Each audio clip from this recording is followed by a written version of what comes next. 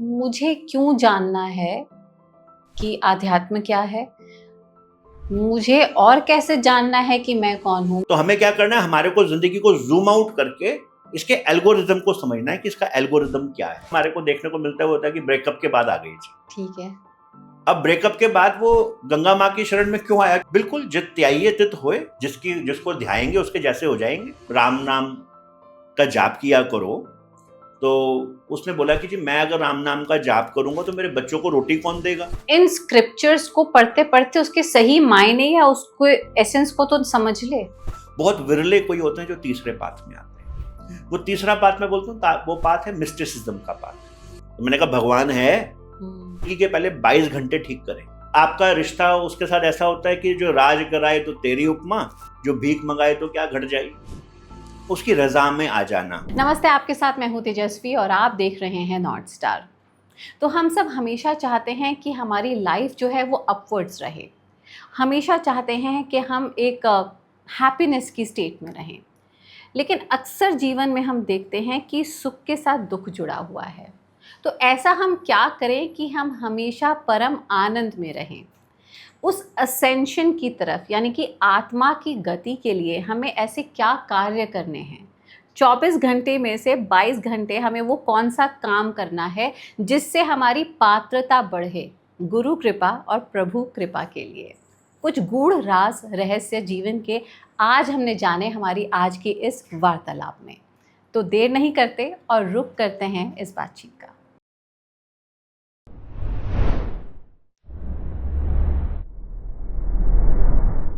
योगश्री, आपका बहुत बहुत स्वागत है नॉर्थ स्टार पर। Thank you so much for your gracious presence and for your precious time. Thank you for giving me this opportunity to join you on this beautiful channel. Yogashri, जब मैं आपकी journey के बारे में पढ़ रही थी तो बहुत ही डाइवर्स और डीप है। वैदिक स्क्रिप्चर्स में भी आपने टीचिंग ली है। हम sound healing, vibration, frequency, energy, spirituality सबकी बात आपसे करना चाहेंगे। बट टू स्टार्ट विद, अगर मैं वैदिक स्क्रिप्चर्स की बात करूं तो कौन सी वो प्राइमरी बेसिक टीचिंग है जो आपके साथ है आज भी? मैं समझता हूँ कि प्राइमरी बेसिक टीचिंग जो है सांख्य फिलॉसफी मेरे बहुत करीब है। हालांकि सभी 6 एंशिएंट फिलॉसफीज जो हैं, न्याय, वैशेषिका, मीमांसा, ये सब अलग अलग दिखाई देती हैं, पर मूल रूप से जब आप इन तीनों को 6 के 6 फिलॉसफी को समझ लेते हैं तो मालूम चलता है कि सब एक ही बात कर रहे हैं। तो भगवत गीता मैं कहूँगा एक ऐसा स्क्रिप्चर है कि जो मुझे बहुत प्रेरणा देता है। और उसके पीछे कारण है कि जिंदगी के जीवन के मूलतः 3 सवाल हैं हम्म। और ये तीनों सवालों का जवाब भगवत गीता देती है। जी। तो चैप्टर 1 से चैप्टर 7 तक जो मूलतः सवाल अर्जुन जी के द्वारा पूछा जा रहा है, वो पूछा जा रहा है कि मैं कौन हूँ, हु एम आई। चैप्टर 8 से चैप्टर 13 तक ये पूछा जा रहा है कि ये दुनिया क्या है। और चैप्टर 14 से चैप्टर 18 तक पूछा जा रहा है ईश्वर कौन है। ठीक है। तो मूलतः 3 ही सवाल हो सकते हैं। जब कोई भी व्यक्ति अध्यात्म की तरफ रुचि रखता है या दुनिया में हाहाकार देखता है, परेशान होता है, विषाद में आता है, तो उसके मूलतः 3 सवाल ही होते हैं और ये तीनों सवालों का जवाब भगवत गीता देती है। और जब आप किसी गुरु परंपरा में शास्त्र का अध्ययन करते हैं तो आपको पढ़ने के बाद, समझने के बाद ये पता चलता है कि मूलतः ये 3 जो चीजें अलग अलग 3 चीज दिखाई दे रही थी, ये 3 अलग अलग चीजें थी ही नहीं। ये सब कुछ एक था। मैं, ये दुनिया और परमात्मा, ये 3 चीज नहीं है। तो इसलिए बोलते हैं self realization before the god realization. अगर हमने अपने अपने स्वरूप का ज्ञान हो गया, मैं कौन हूं, तो ये बाकी की दोनों चीजें डिसॉल्व हो जाती हैं।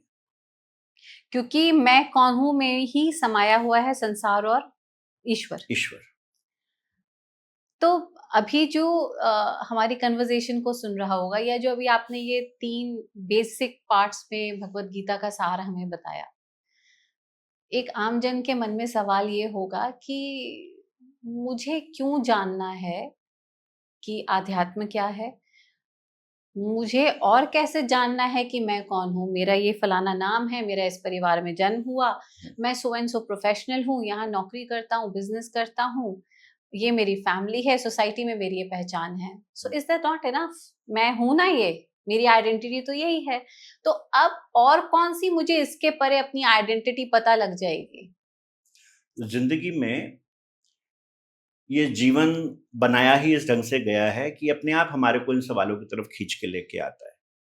जब तक इन सवालों को जानने की ज़रूरत नहीं होती तो इनको बिल्कुल जानने की ज़रूरत नहीं है।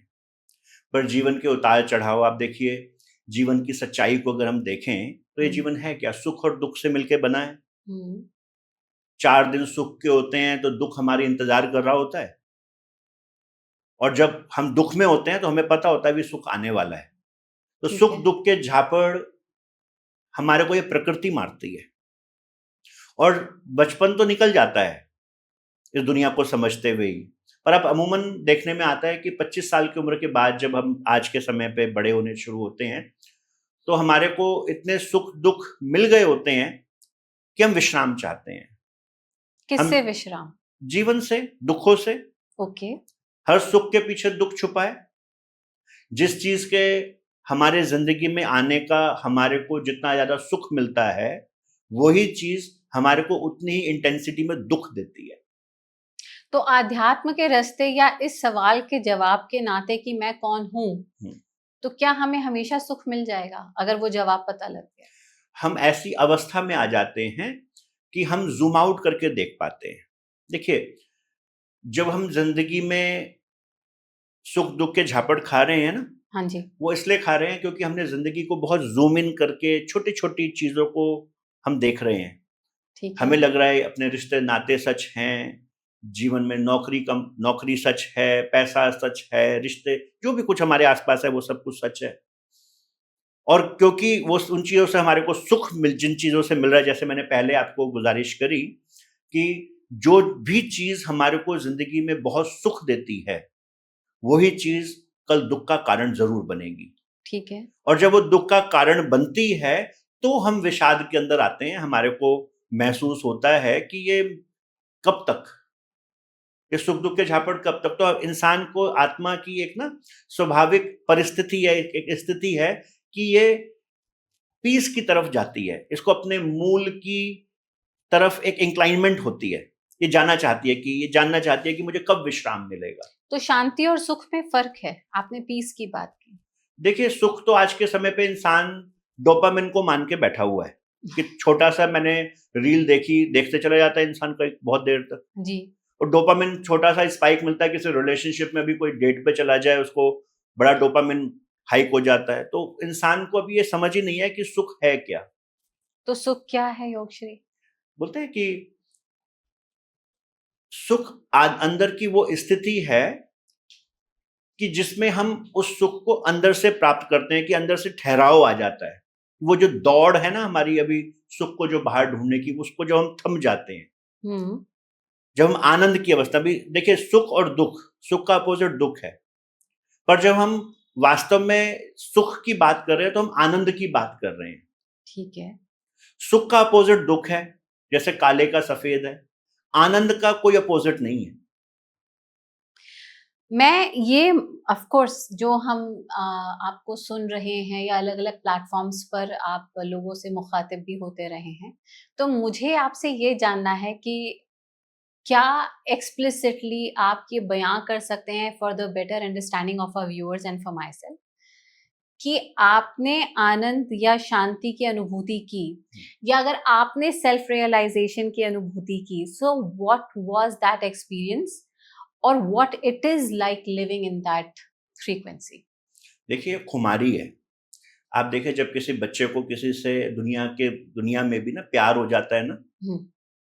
तो जब कभी किसी को प्यार हो जाता है किसी से, तो उसकी खुमारी छाई रहती है। क्योंकि उसकी खुमारी में उसको उस समय तो थोड़ा स्पाइक मिल रहा है, थोड़ा डोपामाइन स्पाइक मिल रहा है उसको। जी। उसको वो सुख मान लेता है। पर जब हम आनंद की बात करते हैं ना, तो हम उसकी हज़ारों गुना इंटेंसिटी की बात करते हैं। ठीक है। वो अनुभूति जो अंदर से हमारे पास आती है, बाहर से नहीं अंदर से आती है, उसकी जो खुमारी है, उसकी इंटेंसिटी हजारों गुना है, उसका कोई एग्जाम्पल दुनिया में हम सेट नहीं कर सकते। भीखा जी एक संत हुए, उन्होंने बोला, भीखा बात अगम की, कहन सुनन को नाही, जो जाने सो कहे ना, कहे सो जाने नाही। आगे बोलते हैं, सैणा बैणा क्या समझाई, गूंगे का गुड़ भाई, ये गूंगे का गुड़ है। अब इसमें बात यह है बहन जी कि जब वो खुमारी आती है ना अंदर से, तो उसका कोई एग्जाम्पल, कोई साकी दुनिया में है नहीं। दुनिया की जो लैंग्वेज है उसकी अपनी एक बड़ी मर्यादा, बड़ी लिमिट है। जैसे मैं आपको दो तरीके के आम ही खाने को दे दूं ना, एक दशहरी आम दे दूं या एक लंगड़ा आम खाने को दे दूं, और मैं आपको बोलूं कि बताओ दोनों में क्या फर्क है, तो आपके शब्द बड़े लिमिटेड रहेंगे। आप एग्जैक्टली बता नहीं पाएंगे कि आप बोलेंगे ये थोड़ा ज्यादा मीठा है, ये थोड़ा खट्टा भी है, पर क्या उससे जिसने कभी आम नहीं खाया उसको मालूम चल पाएगा? नहीं। ये अनुभव का विषय है, ये शब्दों में बयान करने का मजमून नहीं है कि हम इसको शब्दों में बयां कर पाए। पर हाँ, संत महात्मा इस दुनिया में आते हैं, वो अलग अलग तरीके से इस बात को समझाने की कोशिश करते हैं कि जैसे माँ का बच्चे के प्रति जो प्यार है वो निष्काम है, उसमें कुछ उसको लेने की आशा नहीं है। वो गीले में खुद सो जाएगी और बच्चे को सूखे में सुलाएगी। बच्चा उसे कितना ही परेशान करे, बच्चा उसके मुंह पे थप्पड़ मार दे, वो गुस्सा नहीं करेगी। ठीक है। अब ये उसकी मजबूरी नहीं है, ये उसकी कशिश है उस बच्चे की तरफ। ऐसे अलग अलग संतों महात्माओं जैसे जीसस क्राइस्ट आए, उन्होंने पिता और बेटे का प्रेम कह के समझा दिया। रामाकृष्ण मिशन वाले उसको माता और बेटे का प्यार कह के समझाते हैं। अलग अलग संत महात्माओं ने लैला मजनू कह के उसको समझाया, लैला लैला कर दी मैं आप पे लैला हुई, कि मैं अपनी हस्ती, मजनू ने अपनी हस्ती खो दी लैला के लिए। तो ये सब दुनिया के जो एग्जाम्पल्स कोट किए जाते हैं ना, ये इसलिए किए जाते हैं कि हमारे को कैसी खुमारी होती है, कैसी मजबूरी होती है, विरह होती है। तो बेसिकली हम सहारा लेते हैं for the lack of better words to explain और रिले कि एग्जैक्टली वो एक्सपीरियंस क्या है। क्योंकि आप कह रहे हैं एक्सपीरियंस है, अनुभव है, तो अनुभव ही है। इनफैक्ट मटीरियलिस्टिक चीजों का भी जो अनुभव है वो आपका खुद का ही होता है, जैसे अभी आपने आम का एग्जाम्पल दिया। तो योगश्री, अभी तक की हमारी बातचीत को अगर मैं संक्षिप्त में कंक्लूड करना चाहूँ, तो आप बता रहे हैं कि हम आध्यात्म की ओर बढ़ते हैं या सेल्फ रियलाइजेशन और क्वेश्चनिंग योर एग्जिस्टेंस और योर एसेंस, जब हम कुछ थपेड़े और चपेटे जीवन में खा चुके हैं and we are looking for ultimate peace या फिर शांति की जब हम खोज में हैं। तो फिर हम एक ऐसी अवस्था में हैं जिसे हम समझा तो नहीं सकते, लेकिन वो अवस्था इस मायावी दुनिया से थोड़ी ऊपर है, परे है। आप हैं यहाँ पर, लेकिन अब आप पर किसी का असर नहीं है, लेकिन आप निष्काम अब जो भी कर्म करेंगे for the sake of doing it. हाँ, आपकी अंदर वो, आप फिर परमात्मा की रजा, एक शब्द है रजा, आप उसकी रजा में, उसकी मौज में रहते हैं, अपनी मौज नहीं रह जाती। फिर आपका रिश्ता उसके साथ ऐसा होता है कि जो राज कराए तो तेरी उपमा, जो भीख मंगाए तो क्या घट जाए।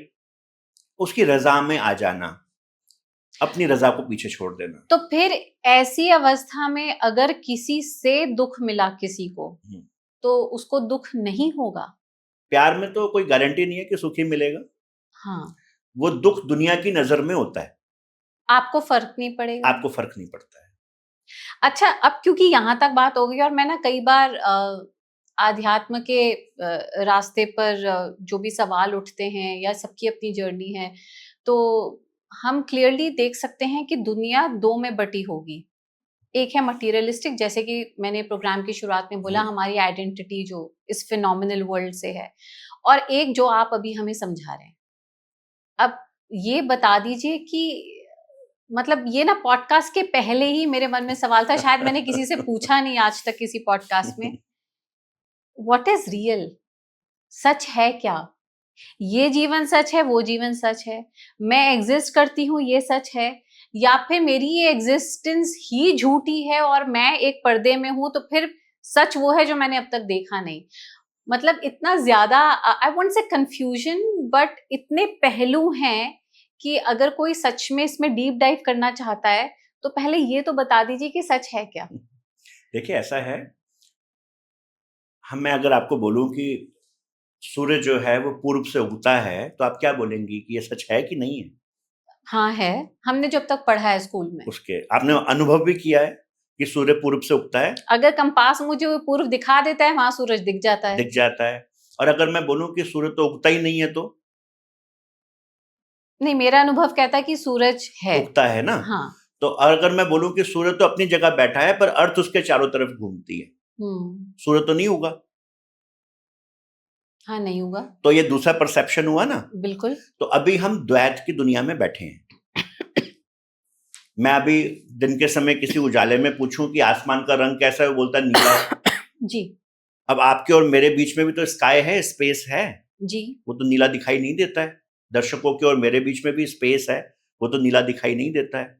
हम समुद्र के किनारे जाएं और पूछें कि भाई पानी का रंग कैसा है, कोई इंसान बोलेगा जी नीला हरा है। पानी का एक गिलास भरें तो कोई नीला हरा तो पानी नहीं होता है। नहीं। तो इस दुनिया को इसीलिए हम द्वैत बोलते हैं, डुअलिटी बोलते हैं, क्योंकि यहाँ पे कोई अल्टीमेट रियलिटी, अल्टीमेट सत्य का अनुभव नहीं किया जा सकता। अब हम जिसकी बात कर रहे हैं कि अल्टीमेट रियलिटी है क्या, जो आपका सवाल था कि वो रियलिटी क्या है, जितनी पूरी दुनिया की फिलॉसफीज है ना, चाहे आप सोक्रेटिस, एरिस्टोटल पढ़े, प्लेटो पढ़े, है ना, सेंट ऑगस्टीन, या भारतीय दर्शन पढ़े, आपको मालूम चलेगा ये पूरी फिलॉसफीज, पूरी दुनिया की फिलॉसफी सिर्फ इसी बात को समझने की कोशिश करें कि रियलिटी क्या है। जी। तो और सभी लोग एक ही निष्कर्ष के ऊपर पहुंचे कि इस दुनिया की कोई अल्टीमेट रियलिटी नहीं है इस फिजिकल प्लेन के अंदर। ठीक है। इस दुनिया की रियलिटी तो आपके परसेप्शन के साथ चेंज होती चली जाती है। कोई इंसान आज हमारे को बहुत अच्छा लगता है, हम उसको पाना चाहते हैं, या कोई चीज हमारे को बहुत अच्छी लगती है, हम उसे पाना चाहते हैं, तब तक हमारे को उसकी वैल्यू होती है, जब तक वो चीज नहीं मिली कदर होती है। पर वही चीज अगर हमारे को आसानी से मिल जाए तो उसकी कदर नहीं होती। तो ये जीवन में मिथ्या हम कहते हैं फिलॉसफी में, लेकिन मैं तो भी हूं, आपसे बात कर रही हूं, तो for this phase I am there and this is real. उसे हमें समझना पड़ेगा कि मिथ्या क्या होता है। अच्छा, मिथ्या आपको क्या मुझे होता ये है? सवाल पूछना चाहिए कि ये मिथ्या क्या होता है। जी, आप बताइए मिथ्या क्या तो होता है? मिथ्या की जो डेफिनेशन है शास्त्रों के हिसाब से, वो ये है कि जो है पर नहीं भी है। जैसे आपका सपना है, हम ये नहीं कह सकते कि आपका सपना नहीं था कल रात को, पर हम ये भी नहीं कह सकते कि वो सच में है। वो सपना है सपने के रूप में, पर वो रियलिटी नहीं है। रियलिटी नहीं है। तो जो है पर वो नहीं है, उसको हम मिथ्या बोलते हैं। मिथ्या का मतलब अनरियल नहीं होता, पर मिथ्या का मतलब रियल भी नहीं होता। तो मैं जो हूं मैं हूं, लेकिन मैं नहीं हूं। मैं नहीं हूं। तो इसका मतलब, क्योंकि मैं अब आपसे धीरे धीरे पूछूंगी कि आप जब बात कर रहे हैं सेल्फ रियलाइजेशन की, तो आपने बोला कि मेरा पहला सवाल कि मैं कौन हूँ, सेल्फ रियलाइजेशन, दूसरा सवाल कि दुनिया क्या है, और तीसरा ईश्वर। तो मुझे जब पता लगेगा कि सेल्फ रियलाइजेशन में कि मैं कौन हूँ, जब मैंने देख लिया अपने आप को, या आत्म साक्षात्कार हुआ, तो वो दुनिया और वो ईश्वर भी मुझ में ही होगा। तो इसका मतलब जब हम ईश्वर की बात करते हैं, या उस फेथ और बिलीफ की बात कर रहे हैं, कि या गीता के सार की बात कर रहे हैं, तो ये सब मिथ्या है, या ये भी is subjective to the perception of the perceiver. तो श्री गुरु ग्रंथ साहिब में एक जगह पे लिखा है, आत्म में राम, राम में आत्म, चीनस गुरु बिचारा। कि आत्मा के अंदर राम है और राम के अंदर आत्मा है। ठीक है। अब इस चीज का भेद किसी गुरु की शरण में जाके ही हासिल किया जा सकता है ना। जैसे इंग्लिश में बोलते हैं कि एक सेब के अंदर, एक एप्पल के अंदर कितने बीज हैं वो तो गिने जा सकते हैं, पर एक बीज के अंदर कितने एप्पल है उनको गिनना बड़ा मुश्किल है। तो कुछ चीजें ना अनुभव का विषय हैं, जिनको हमारे इंटेलेक्ट से समझा नहीं जा सकता।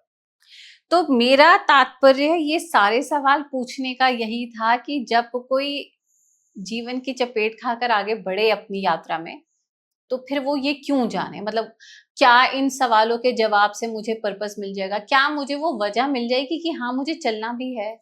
तो भगवान कृष्ण भगवत गीता में एक टर्म यूज करते हैं, स्थित प्रज्ञ हो जाना। ठीक है। स्थित प्रज्ञ हो जाने का मतलब होता है कि जीते जी हम अपने ऐसे एक माइंडसेट के अंदर आ जाते हैं, एक ऐसी अवस्था में आ जाते हैं कि हम सुख दुख दोनों से ऊपर उठ जाते हैं। ठीक है। इसको बोलते हैं सुख दुख दोनों समकर जान और मान अपमाना, कि मान अपमान और सुख दुख से ऊपर की अवस्था में उठ के चले जाना। बात करने के लिए तो बहुत आसान है, पर जरूर किसी ना किसी गुरु की शरण में जाके किसी विधि को इस्तेमाल करके ही इसको हासिल किया जाता है। जैसे अक्सर जब कोई व्यक्ति जिंदगी में जब ये महसूस करता है कि उसको कुछ करने की जरूरत है, पैसा कमा लिया, घर बना लिया, बच्चे कर लिए, ये तो चिड़िया भी कर रही है, बर्ड भी क्या करती है, पार्टनर ढूंढती है, घोंसला बनाती है, बच्चे पैदा करती है, बच्चों को बड़ा करती है और मर जाती है। अगर इंसान होके भी हमने सिर्फ इतना ही किया तो एक चिड़िया से ज्यादा तो कोई वैल्यू नहीं हुई हमारे जीवन की। हमारे पास तो सेंस ऑफ डिस्क्रिमिनेशन है, विवेक की ताकत है। मैं ये जान सकता हूं कि मैं एक इंसान हूं। चिड़िया को तो बेचारी को नहीं पता कि मैं कौन सी, उसको तो ये भी नहीं पता मैं स्पैरो हूं या मैं पिकॉक हूं, है ना। तो जब हमारे अंदर ये क्षमता आती है कि भाई मेरे को ये जानना है कि ये दुख क्यों आ रहा है, मुझे ये बार बार रिपीटेडली ऐसा क्यों हो रहा है, और ये बड़ी स्वाभाविक स्थिति है। जैसे मैंने बोला ना, आत्मा की कशिश हमेशा अपने मूल की तरफ उसको खींचती है, अपने मूल की तरफ रहेगी। जैसे एक ज्योति है, आप कैंडल जलाएं तो कैंडल हमेशा ऊपर की तरफ जाएगी, वो उसकी कशिश है। जैसे एक लोहा है जी, वो मैग्नेट के पास रख दो तो उसकी कशिश है, उसको खींचेगी। ऐसे ही साधारणता, जो लोग अपने आप को एथियस्ट भी बोलते हैं ना, हाँ, उनको किसी और को प्रोपोगेट करने की इसलिए जरूरत पड़ रही है कि दूसरा व्यक्ति उनको प्रूफ करवाए, बिलीव दिलवाए कि ईश्वर है। अंदर खाने अगर आप देखो तो वो मानते हैं ना। अगर मैं बोल रहा हूँ कि भाई भगवान नहीं है, तो उससे ऐसा बोलने से पहले मैं एक्चुअली ये मान रहा हूँ कि भगवान है। I think therefore I am. कोई तो है ना जो सोच रहा है कि वो नहीं है जी। तो योगश्री, अब अगर हम आगे बढ़ें तो फिर हमें ये बता दीजिए कि इस जिस आनंद की अनुभूति हमें करनी है, हालांकि एक बात बहुत क्लियर है कि ये बातें भी वही सुन रहा होगा जिसका समय आया होगा, या फिर वो अपनी कौन सी एवोल्यूशन की स्टेज पे होगा जो इस रास्ते चलना चाहेगा। क्योंकि मुझे लगता है कई लोग सोचेंगे कि अभी हम क्या ही बात कर रहे हैं, कल ईएमआई भरनी है, कल मुझे अपनी रिपोर्ट ऑफिस में सबमिट करनी है, मैं यहाँ पे बैठ के ये बातें क्यों सुनूं। पर ये जरूर वो शख्स सुन रहा होगा या सुन रही होगी शायद जिसका समय आया होगा। तो सीधी बात है कि हमें आनंद की प्राप्ति होगी अगर हम एक फलाने रास्ते, आध्यात्म के रास्ते चलते हैं। आप हमें फ्रॉम द वेरी बेसिक बताइए कि मैं मानती हूँ कि आपके पास तमाम तरह की आयुर्वेद, योग और साउंड हीलिंग से लेके कई मोडालिटीज हैं जिससे आप हील करते होंगे एक इंडिविजुअल को। लेकिन हीलिंग के पहले हमारा प्राइमरी या फर्स्ट स्टेप होना क्या चाहिए? देखिए, हमारी जो सनातन पद्धति है ना जी, पहले तो मैं बोलना चाहूंगा कि ये बड़ी विराट है, और हमारे एंसेस्ट्रल जो पूरी दुनिया के कॉमन एंसेस्ट्रल्स हैं, है ना, पूरी दुनिया, पता है वसुदेव कुटुंबकम, पूरा दुनिया ही हमारा परिवार है जी। तो वो बड़े इंटेलिजेंट थे। तो यहाँ पे सबसे पहले तो दो कैटेगरी में हम मान लेते हैं। हमें सबसे पहले तो एक्सेप्ट करना पड़ेगा कि मेंटल हेल्थ और emotional health is a issue in the world. और आज से नहीं है, पहले भी ऐसा होता था। लोगों के परिवार के लोग कहीं छूट जाते थे और नेचुरल क्लाइमेटीज में लोग मर जाते थे। ऐसा मेंटल इमोशनल इश्यूज पहले भी रहे हैं, है ना। तो जो व्यक्ति तो अभी उस स्थिति में कि जो बेस लाइन में नहीं है, वो भी स्ट्रगल ही कर रहा है कि जिंदगी में अपने मेंटल और इमोशनल हेल्थ के इश्यूज को ही फाइट कर रहा है, उसको अभी कोर अध्यात्म में अगर आप लेके जाएंगे तो उस बेचारे को कुछ समझ में नहीं आएगा। जैसे किसी के दांत में दर्द हो रहा हो और मैं उसको अभी ब्रश करना सिखाऊं कि आपके दांत देखो खराब नहीं होंगे, तो वो बोलेगा भैया मेरे पहले दर्द ठीक करो, मेरे दांत में दर्द होता है, मेरे को ये सब बाद में सिखा देना कि मेरे दांत किस बात से खराब हुए हैं।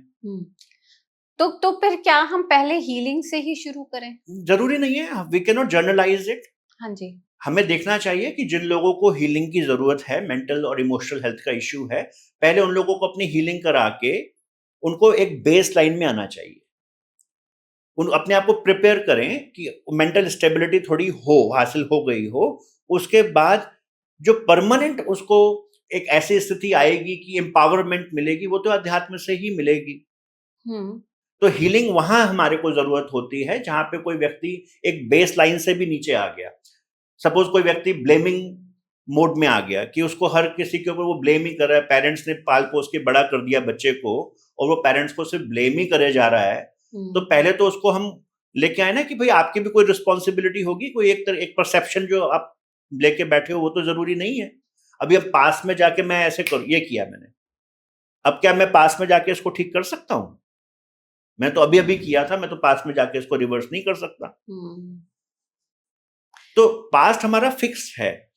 जब हम किसी व्यक्ति को उन सारे जो अटैचमेंट्स हुए हुए हैं, जो सारे परसेप्शंस हमने पकड़े हुए हैं, उनसे छोड़ के एक ऐसी अवस्था में लेके आते कि जहां पे वो व्यक्ति अब समझने को तैयार है कि ठीक है, मैंने पिछली चीजें ड्रॉप कर दी, कि अब मैं इस चीज के लिए तैयार हूं कि भाई ये ऐसा बार बार दुख आगे भविष्य में ना आए, मैं ऐसी अवस्था में आ जाऊं। तो ऐसे लोगों के लिए अध्यात्म है। जिन लोगों की अभी अवस्था ऐसी नहीं है कि वो पिछली चीजें नहीं छोड़ पा रहे हैं, या भविष्य का डर उनको सता रहा है, या अब देखिए कि कई लोगों को इनसिक्योरिटी का बहुत इश्यू होता है। तो इनसिक्योरिटी का इश्यू सीधे सीधे परमात्मा में अविश्वास है। एक बार गुरु नानक देव जी ना कहीं जा रहे थे, तो कोई किसी किसान को मिले। किसान को बोले भाई राम नाम का जाप किया करो। तो उसने बोला कि जी मैं अगर राम नाम का जाप करूंगा तो मेरे बच्चों को रोटी कौन देगा? तो गुरु नानक देव जी ने बोला कि भाई तुम्हें क्या लगता है कि तुम अपने बच्चों को रोटी देते हो? बोले हाँ जी बिल्कुल मैं देता हूं। तो एक जगह ये जो लाइन है ना गुरु ग्रंथ साहिब में एक जगह पे आती है।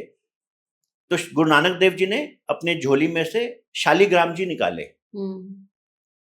शालिग्राम जी को निकाला और सामने उसको रखा। बोले ये क्या है? उस बेचारे को, किसान को क्या पता, वो कहता है तो पत्थर है, काला पत्थर है। कहते भाई इसको जरा ढंग से देखो, इसमें कोई छेद तो नहीं हुआ है, ये साबुत तो है ना पूरा? तो उसने अच्छे से देखा, बोलता हाँ ये साबुत है। कहते अब इसको तोड़ो दूसरे पत्थर को मार के। गुरु नानक देव जी ने कहा कि आप इसको तोड़ो। जब शालिग्राम पत्थर को तोड़ा गया तो उसके अंदर से एक कीड़ा निकला, एक इंसेक्ट निकला, तभी उसके अंदर निशान होते हैं। तो बोले भाई ये कीड़ा इसके अंदर कहां से आया? तो कहता है कुदरत ने इसको यहाँ पे पैदा किया। कहते भाई तुम जरा सोच के तो बताओ कि इसको यहाँ पे सांस कौन देता है, इसको खाना कौन देता है? कहते हैं ये तो कुदरत करती है।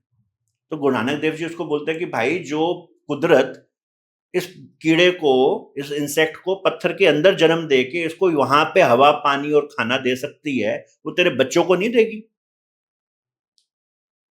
तो ये सब हमारा इल्यूजन है कि हम अपने परिवार को पालते हैं, हम अपनी जिंदगी के काम करते हैं।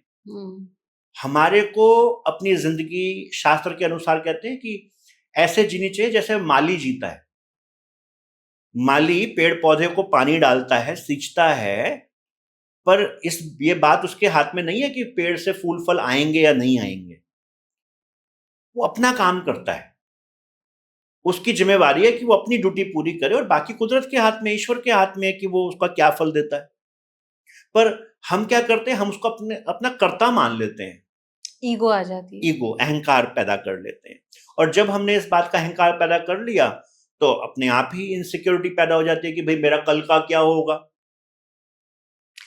आप कह रहे हो कि हमने कर्तव्य थोड़ी छोड़ना है, कर्म जो करना है हाथ से वो होगा जी। लेकिन आपको इतना ही समझना है कि you are just an instrument performing the act.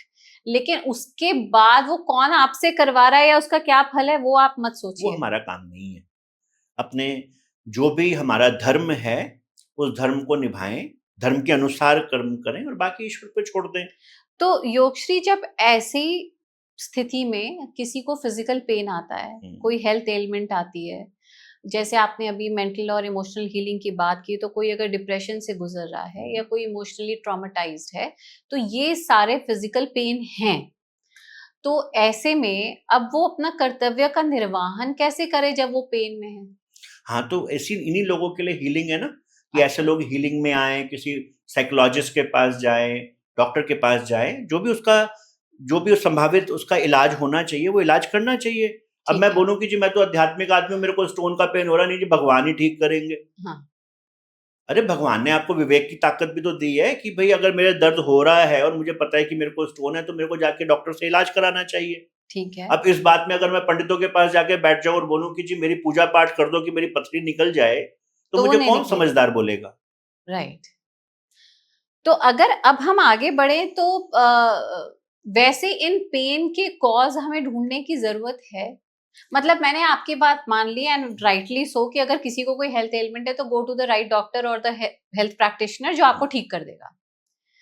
पर अगर हम आध्यात्म के रास्ते चलें तो हमें क्या ये जानने की भी जरूरत है कि मैं आज इस सिचुएशन में क्यों हूं और मैं क्यों आगे ना पढ़ूं इसमें। देखिए, हमारे को मैं क्यों हूँ, ये जान के शायद सिर्फ इतनी हेल्प मिल सकती है कि मैं आगे उस परिस्थिति में ना आऊं कि मैंने कौन सी ऐसी गलती करी। जी।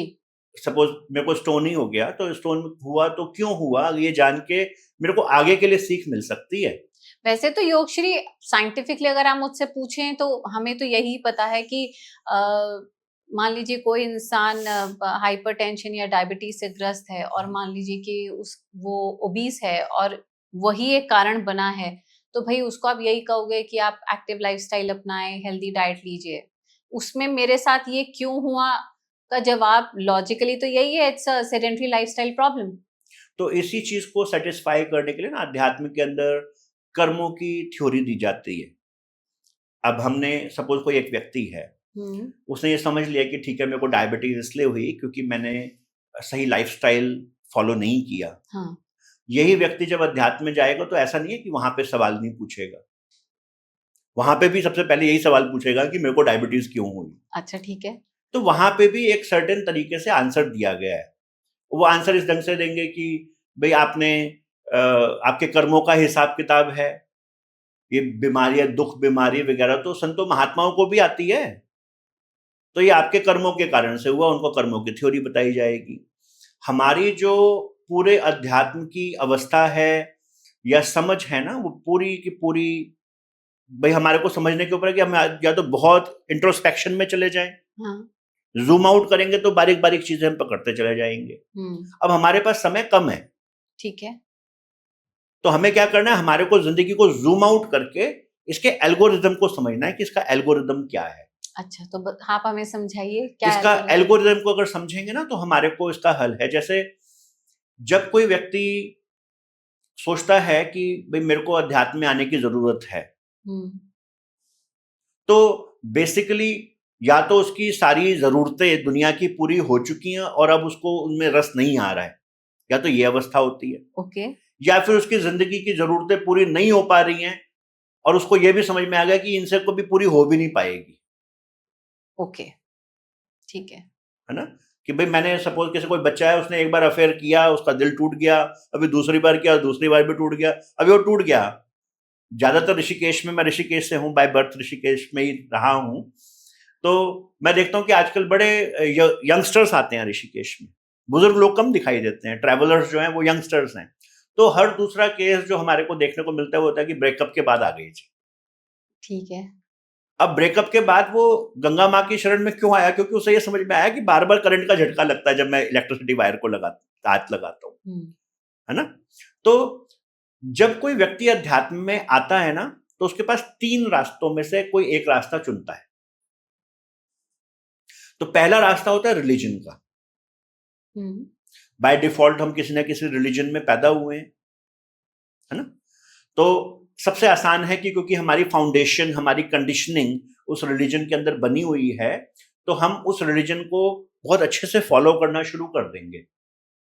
और सही मायनों में जहां तक मेरी समझ है, एक्चुअली रिलीजन या जो हम सबका धर्म है, और वो कोई भी धर्म हो, वो प्राइमरीली एक टूल और इंस्ट्रूमेंट है आपको अध्यात्म पर ले जाने का। हाँ, हम ऐसा मान सकते हैं कि रिलीजन जो है वो एक तरीका है कि कहीं से हमारी शुरुआत हो। रादर देन हम उसे एक अपनी आइडेंटिटी ही सिर्फ बना लें कि मैं हिंदू हूँ, लेकिन मैं हिंदू हूँ और वो हिंदुत्व में मुझे बताया जा रहा है कि आप अपनी आत्मा, वही सेल्फ रियलाइजेशन तक कैसे पहुंचो। देखिए, कोई इंसान कहीं से तो शुरू करेगा ही ना। जैसे हम बोलते हैं कि पत्थर अगर पानी में पड़ा हुआ है तो कम से कम वो धूप की तपिश से बचा हुआ है। ठीक है। तो कुछ ना करने से कुछ करना हमेशा बेहतर होता है। वो फलदायी होता है। बिल्कुल फलदायी होता है। जैसे कोई पूछेगा, क्योंकि अभी आपने रिलीजन का जिक्र छोड़ा है, बाकी 2 बातों पे आते हैं, तो वो कहेगा कि हाँ मेरे धर्म में ये है कि सुबह उठो, दिया बत्ती करो, ये पुराण पढ़ो, या फिर व्रत रखो, या फिर जाप करो। तो योगश्री जी, इन सब का कोई फायदा है? फायदा इन द सेंस कोई रिजल्ट है? बिल्कुल, इसका रिजल्ट ना होता तो ऐसे बनाया ना गया होता। दुनिया में ना हर चीज का कर्मों का फल है। यहां तक आपने कोई विचार भी किया ना, उस विचार का भी हिसाब किताब है यहाँ पर। तो अगर हमने परमात्मा की तरफ एक कदम ही उठाया ना, मैं कहता हूँ जाके एक धूपबत्ती जलाई, उसका भी फल है। आप एक कदम उठाते हैं, वो परमात्मा आपकी तरफ 10 कदम उठाता है। क्योंकि सुनने वाले को ना ग्रेटिफिकेशन चाहिए, मुझे रिवॉर्ड क्या मिल रहा है, मुझे रिवॉर्ड मिलेगा तो वो कदम बढ़ाएगा ना। हमारा अभी वैसे ही दिमाग बना हुआ है ना। तो हाँ, ये अभी करूंगा ये मिलेगा। शुरू में तो स्वार्थ की भक्ति हो रही होती है। शुरू में तो मेरे को उस पेन से निकलना है, तो मुझे लगता है कि भाई ठीक है, जैसे ऋषिकेश लोग आते हैं, भगवान शिव या माँ गंगा या भगवान कृष्ण, इस तरह से इस भाव में आते हैं। अच्छा है ना, कहीं से तो शुरुआत हो रही, इवॉल्व तो हो रहे हैं ना, कहीं तो शुरुआत हुई। ठीक है। तो पहला रास्ता होता है रिलीजन का, तो हम रिलीजन में आ जाते हैं। थोड़े समय बाद हमें समझ में आता है कि भाई रिलीजन में करते करते कहीं ना कहीं कट्टरता आ जाती है ना। हमें लगता है कि मेरा रिलीजन तो अच्छा, पर दूसरे का रिलीजन बुरा। आइडेंटिटी और ईगो आ गई। ऑफ कोर्स, क्योंकि मैंने अपनी आइडेंटिटी उससे जोड़ ली, और मुझे लगता है कि भाई मेरा जो रिलीजन है वो श्रेष्ठ है बाकियों के रिलीजन से। ठीक है। अब देखिए, ये भी एक तरह से मूर्खता ही है। जब मेरे अंदर कट्टरता आएगी तो मेरा दिल स्वाभाविक है कठोर हो जाएगा। अब अगर हम उन्हीं धर्म शास्त्रों को पढ़ें, चाहे किसी भी रिलीजन के पढ़ें, तो वहां पे ये लिखा है कि मानवता, करुणा, प्रेम के बारे में लिखा है। जिस चीज से तो मेरा मन और ज्यादा निर्मल और मुझे झुकना आना चाहिए था, नम्रता आनी चाहिए थी, उसी चीज के अपोजिट मैंने अपना बिहेवियर बना लिया कि मेरे अंदर कट्टरता आ गई। तो हम इसको स्पिरिचुअल इग्नोरेंस बोलते हैं, स्पिरिचुअल ईगो बोलते हैं। आप उद्देश्य से भटक गए। आपने उसी चीज का अहंकार कि मैं तो जी लेट लेट के कांवड़ करता हूँ। अभी कांवड़ का श्रावण मास चल रहा है, मैं तो लेट लेट के कांवड़ करता हूँ। मेरे बड़े भाग्य हैं कि मेरे को ऐसे माता पिता के द्वारा जन्म मिला कि जिन्होंने पूरे जीवन परमात्मा को समर्पित किया, और दोनों के दोनों जाने से पहले अपना डेट ऑफ डेथ और टाइम अनाउंस करके गए। मेरे पिताजी ने, एक बार मैं बहुत छोटा था, तो मुझे बोला कि बेटा जरा कैलेंडर देख के बताना कि गुरु पूर्णिमा कब है। तो मैंने बोला कि पिताजी गुरु पूर्णिमा 5 जुलाई को आ रही है, सन 2005 की बात कर रहा हूँ। तो बोले कि ठीक है, गुरु पूर्णिमा के दिन सुबह 9:15 में हम अपना शरीर छोड़ देंगे।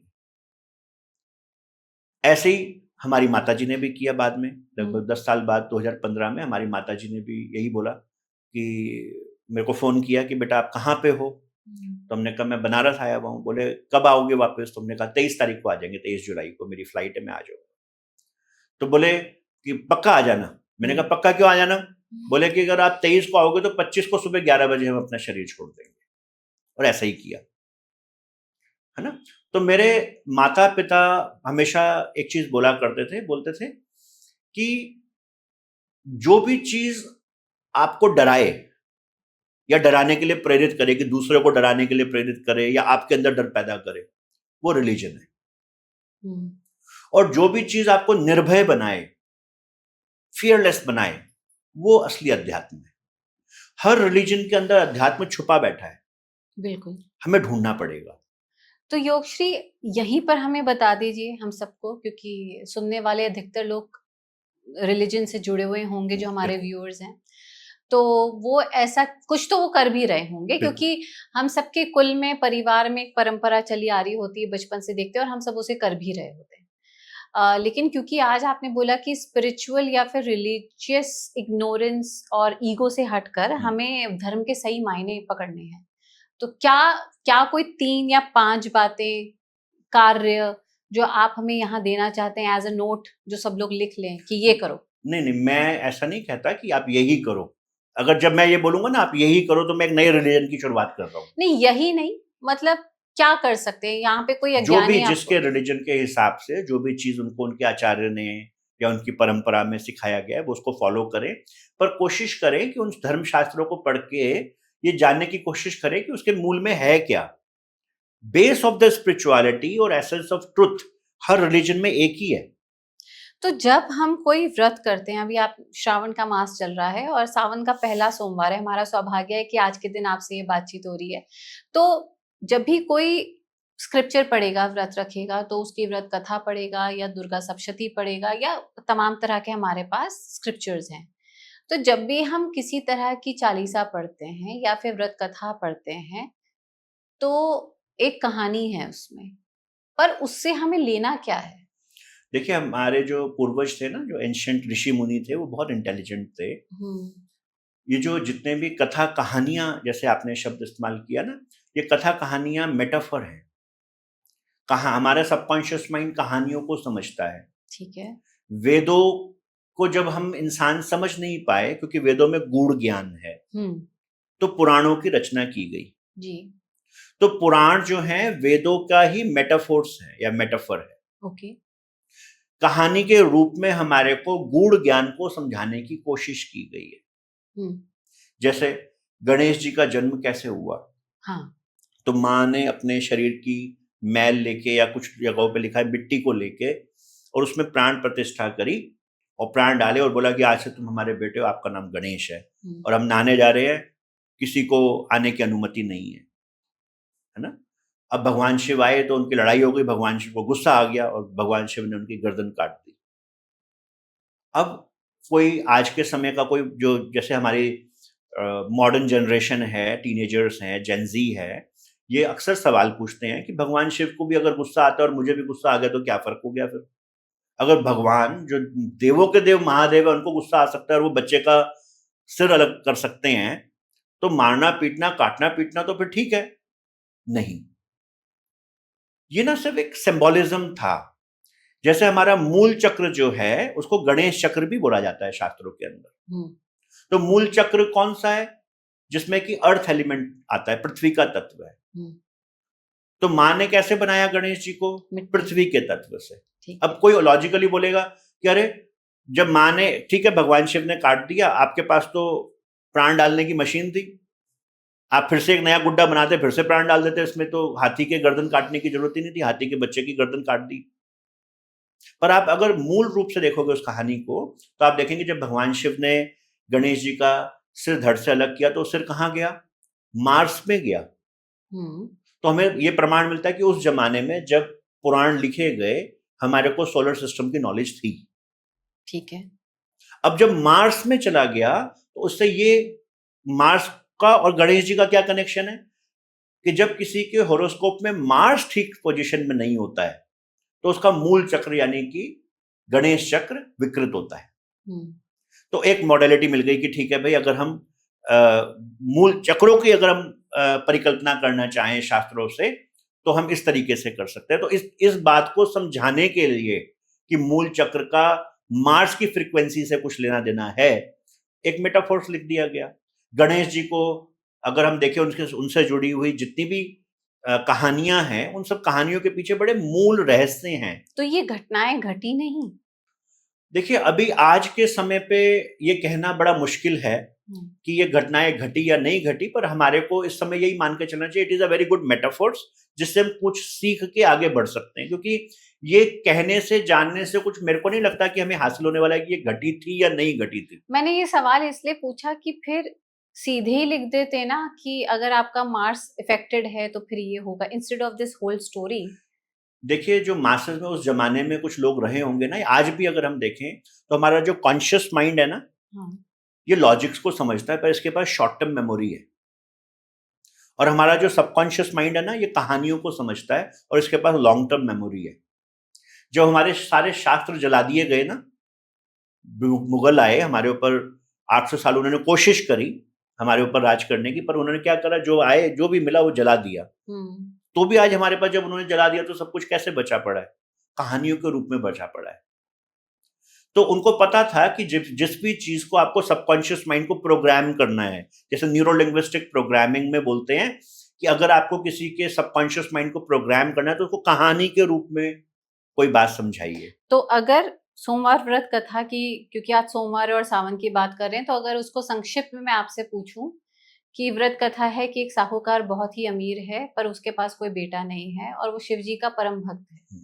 उसकी भक्ति देखकर माता पार्वती बोलती हैं कि भाई शिव जी को कि आप इसको सोल्यूशन दो, आपका इतना बड़ा डिवोटी है। तो वो कहते हैं कि मैं कुछ नहीं कर सकता, कर्म क्षेत्र है, उसको उसके कर्म के हिसाब से बेटा नहीं मिल रहा। तो उन्होंने कहा अगर आप नहीं करोगे तो भक्त आपकी उपासना क्यों करे, आप तो कुछ कर ही नहीं रहे उनके लिए।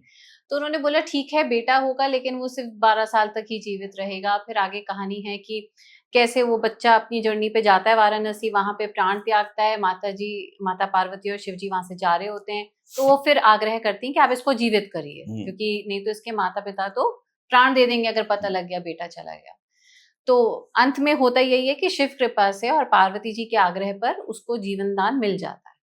अब इससे मैं क्या समझूं? इससे आप ये समझ सकती हैं कि जैसे सबसे पहले हमारे को इस कहानी को समझने के लिए ना चक्रों की परिकल्पना को समझना पड़ेगा। ठीक है। चक्र निरूपण आदि शंकराचार्य जी ने लिखा है। जैसे आजकल अगर जब आप चक्र के बारे में बात करती है तो ज्यादातर जो बुक्स हैं वो वेस्टर्न ऑथर्स की बुक्स मिलती हैं हमारे को। भारतीय ऑथर्स ने बहुत कम काम किया इस क्षेत्र के ऊपर। बहुत साल पहले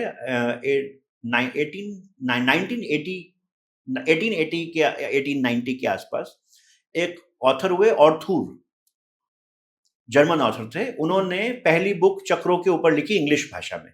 ठीक है। जब वो भारत में आए उन्होंने अपने सारे नोट्स वगैरह कलेक्ट करे और विदेशों में जाके उन्होंने चक्रों के ऊपर जो भी कुछ लिखना था लिख डाला। उन्होंने उसमें से हमारे देवी देवता हटा दिए, या तो हटा दिए या उनको याद नहीं रहे या उन्होंने गैर जरूरी समझा, और उन्होंने चक्रों की परिकल्पना में कुछ अपनी भावनाएं भी लिख डाली।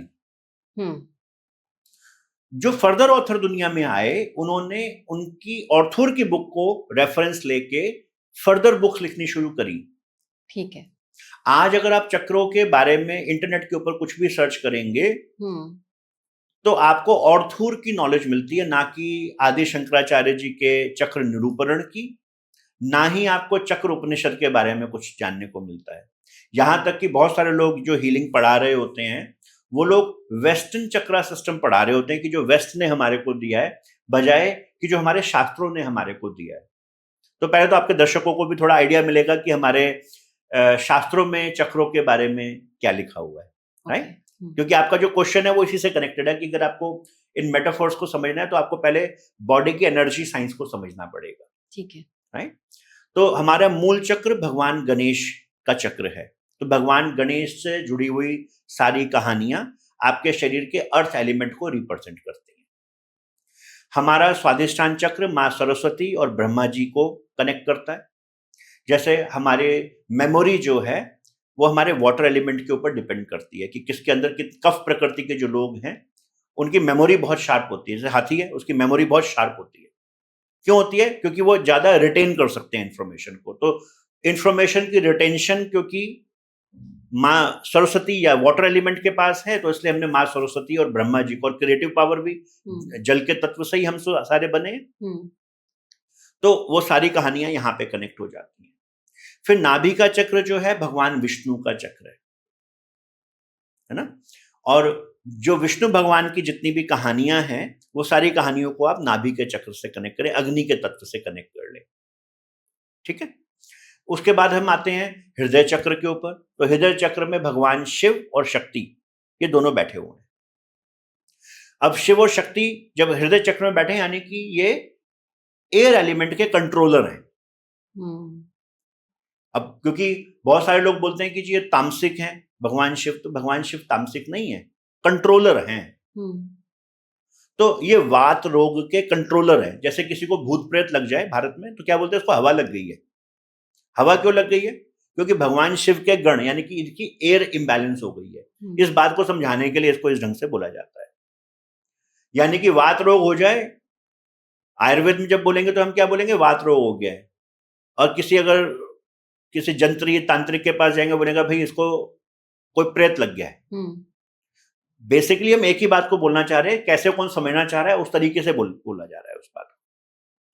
फिर कंठ चक्र जो है यहाँ पे शक्ति का स्थान है, माँ दुर्गा का स्थान है। दुर्गा और काली के रूप में रात को जब हम सोते हैं और जब हम सपने देखते हैं तो हम कंठ चक्र में सपने देखते हैं ना। और आंखों के यहाँ पे केंद्र बिंदु के ऊपर ये मन का स्थान है वैसे तो, पर यही मन जब दोस्त बन जाए तो ये गुरु बन जाता है, विवेक बन जाता है।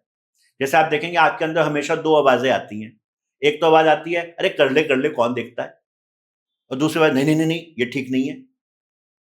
तो ये अंदर यहाँ पे बैठी दो सत्ता बैठी है, हमारा मन और विवेक। विवेक गुरु है और मन आगे बैठा हुआ है। ये आज्ञा चक्र है। इसको हम गुरु का स्थान ही बोलते हैं, क्योंकि हमारे को गुरु को ही तो अवेक करना है, अंतर के गुरु को जगाना है।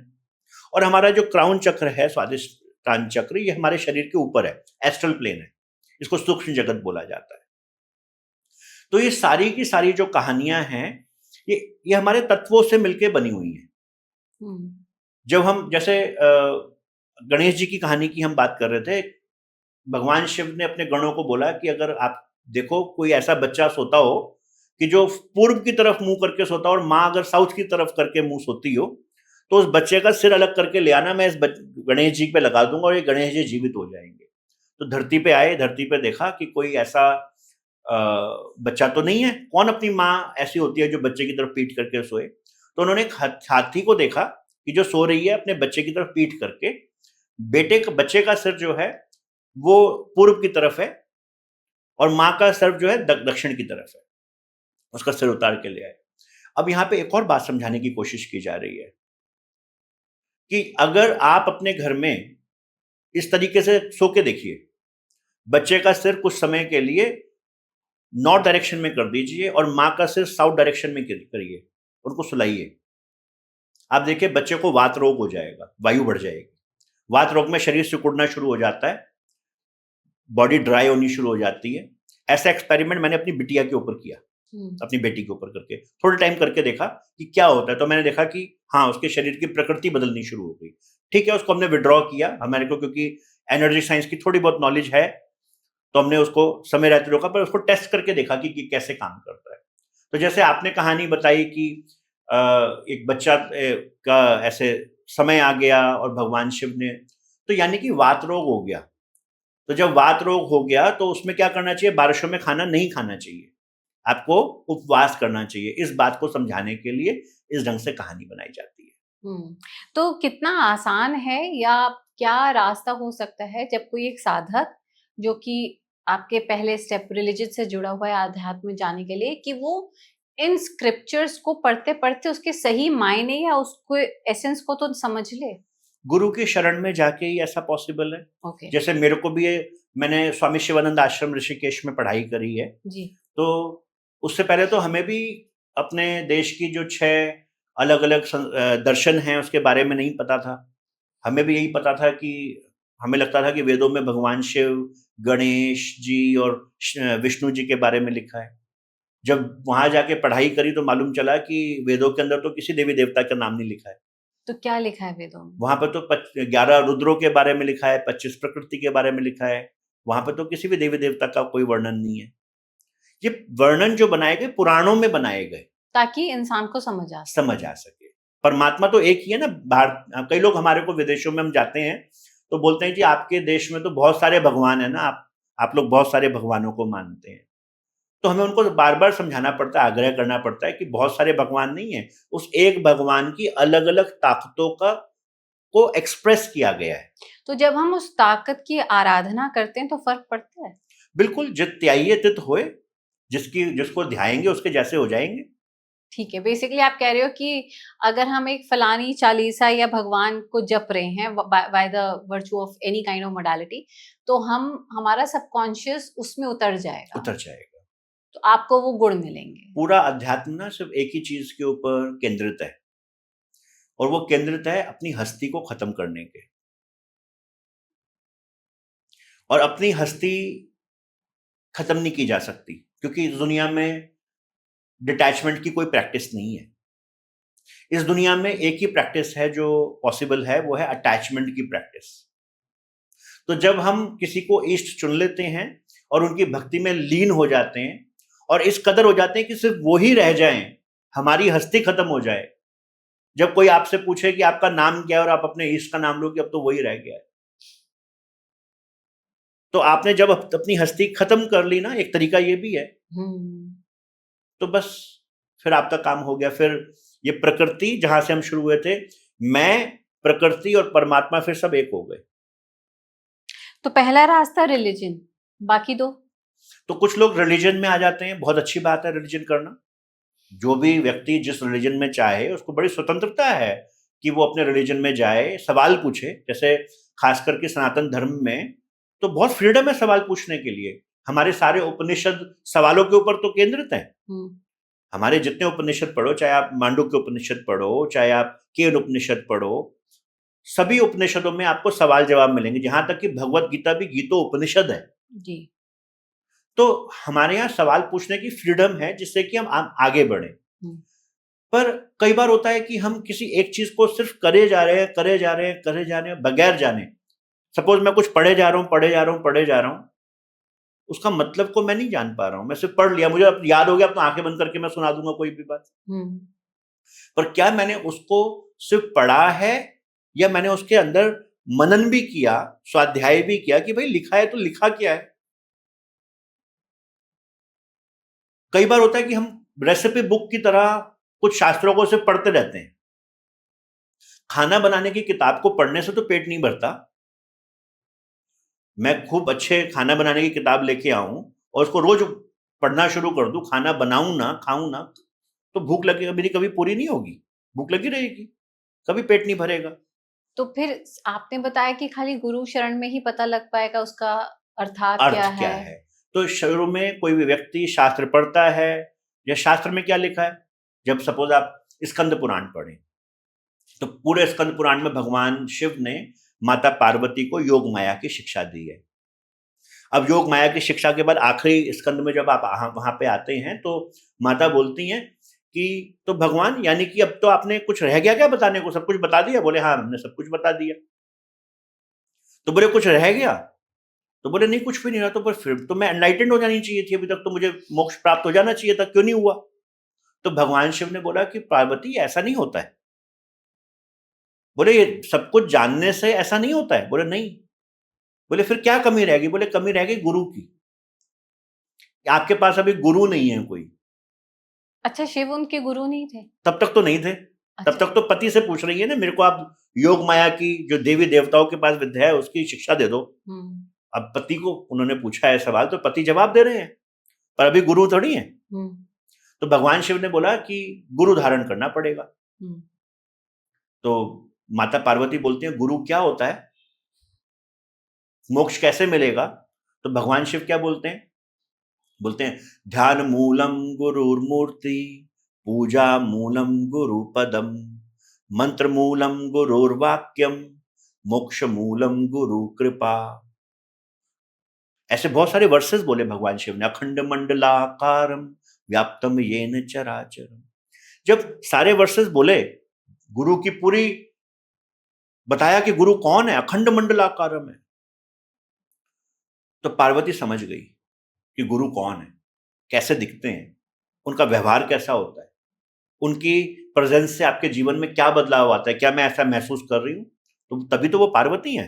तो क्या समझी पार्वती तो वहां? पार्वती जी ने तुरंत बोला नमः शिवाय गुरुवे सच्चिदानंद मूर्ते निष्प्रपंचाय शांताय निरालंबाय तेज से। गुरु स्वीकार कर लिया।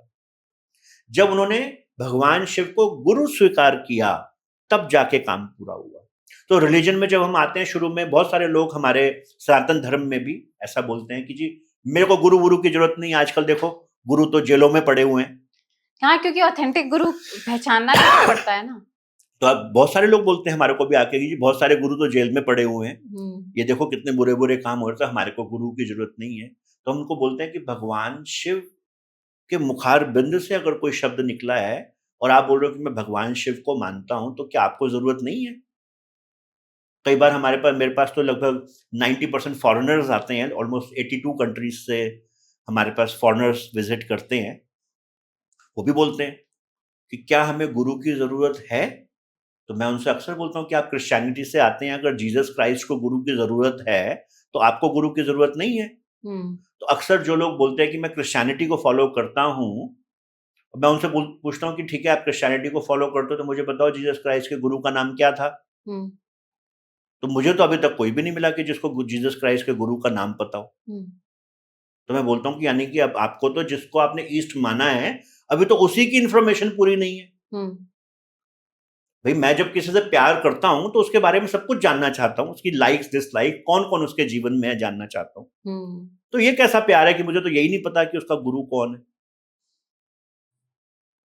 अगर जीसस क्राइस्ट को गुरु की जरूरत है तो क्या हमें गुरु की जरूरत नहीं है? तो गुरु आपको भावार्थ देंगे आपके जीवन का, या आप जो भी कार्य कर रहे हैं उसका? गुरु आपको वो विधि सिखाएंगे। जैसे इस शरीर ने, देखिए पेड़ पौधों की भाषा तो हमें समझ में आती नहीं है, देवी देवता हमने देखे नहीं है। भाई किसी के शरीर में आके थोड़ा प्रकाश दे सकते हैं, पर वैसे तो नहीं देखे। हाँ। हमें क्या पता कोई इंसान एक्टिंग करता है कि क्या करता है। जानवरों की भाषा, पक्षियों की भाषा हम बोल नहीं सकते। तो जब तक हमारे को कोई शरीर में आके हमारी भाषा बोल के अपने शरीर से डेमोस्ट्रेट करके कोई बात ना समझाए, तो इंसान को समझना बड़ा मुश्किल है। अगर समय समय पे ऋषि मुनि जन नहीं आते, संत महात्मा नहीं आते, तो आज हमें क्या पता होता, आज हमारे पास क्या होता। आप देखो पूरी दुनिया से लोग भारत आते हैं, जब अक्सर आते हैं तो बोलते हैं कि भारत में इतनी गंदगी है, धूल है, भारत के बारे में कोई बहुत अच्छा प्रचार विदेशों में नहीं है, वहां की सरकारें भी कोई बहुत अच्छा नहीं छापती हैं। कारण जो भी हो, बोलते हमें भारत में आते हुए बड़ा डर लग रहा था। तो हमने बोला, हम उनसे पूछते हैं कि आप फिर भी क्यों आते हैं, आप स्वीडन से, बेल्जियम से, जर्मनी से आप क्यों आते हो हमारे देश में? तो बोलते हैं कुछ तो यहाँ पे है जो हमें खींचता है। तो वो क्या खींचता है? वो उनके अंदर का जो बैठी हुई ताकत है ना, विवेक है, वो खींचता है। वो बोलता है कि वहां जाओ। जैसे आपने बोला कि आत्मा का जो एसेंस है वो उसको वापस वहां खींचेगी, जो आत्मा की कशिश है वो उसी आत्मा को वापस लेकर आए। तो फिर इसके आगे अब आप ही बता दीजिए कि हमें जाना कैसे है, आगे किस रास्ते जाएं? तो रिलीजन बहुत अच्छा है, मैं कभी किसी भी रिलीजन की निंदा नहीं करता। मेरी तरफ से जो भी व्यक्ति जिस रिलीजन में है, उस रिलीजन की जो भी मान्यताएं हैं, जरूर उसको आगे बढ़ाना चाहिए। हमारे जो पुराने लोग थे, हमारे जो एंसेस्ट्रल थे, उन्होंने अगर कुछ चीजें बनाई हैं तो जरूर उसमें कुछ होगा, उसको जरूर आप करते रहिए, उसमें कोई नुकसान नहीं है।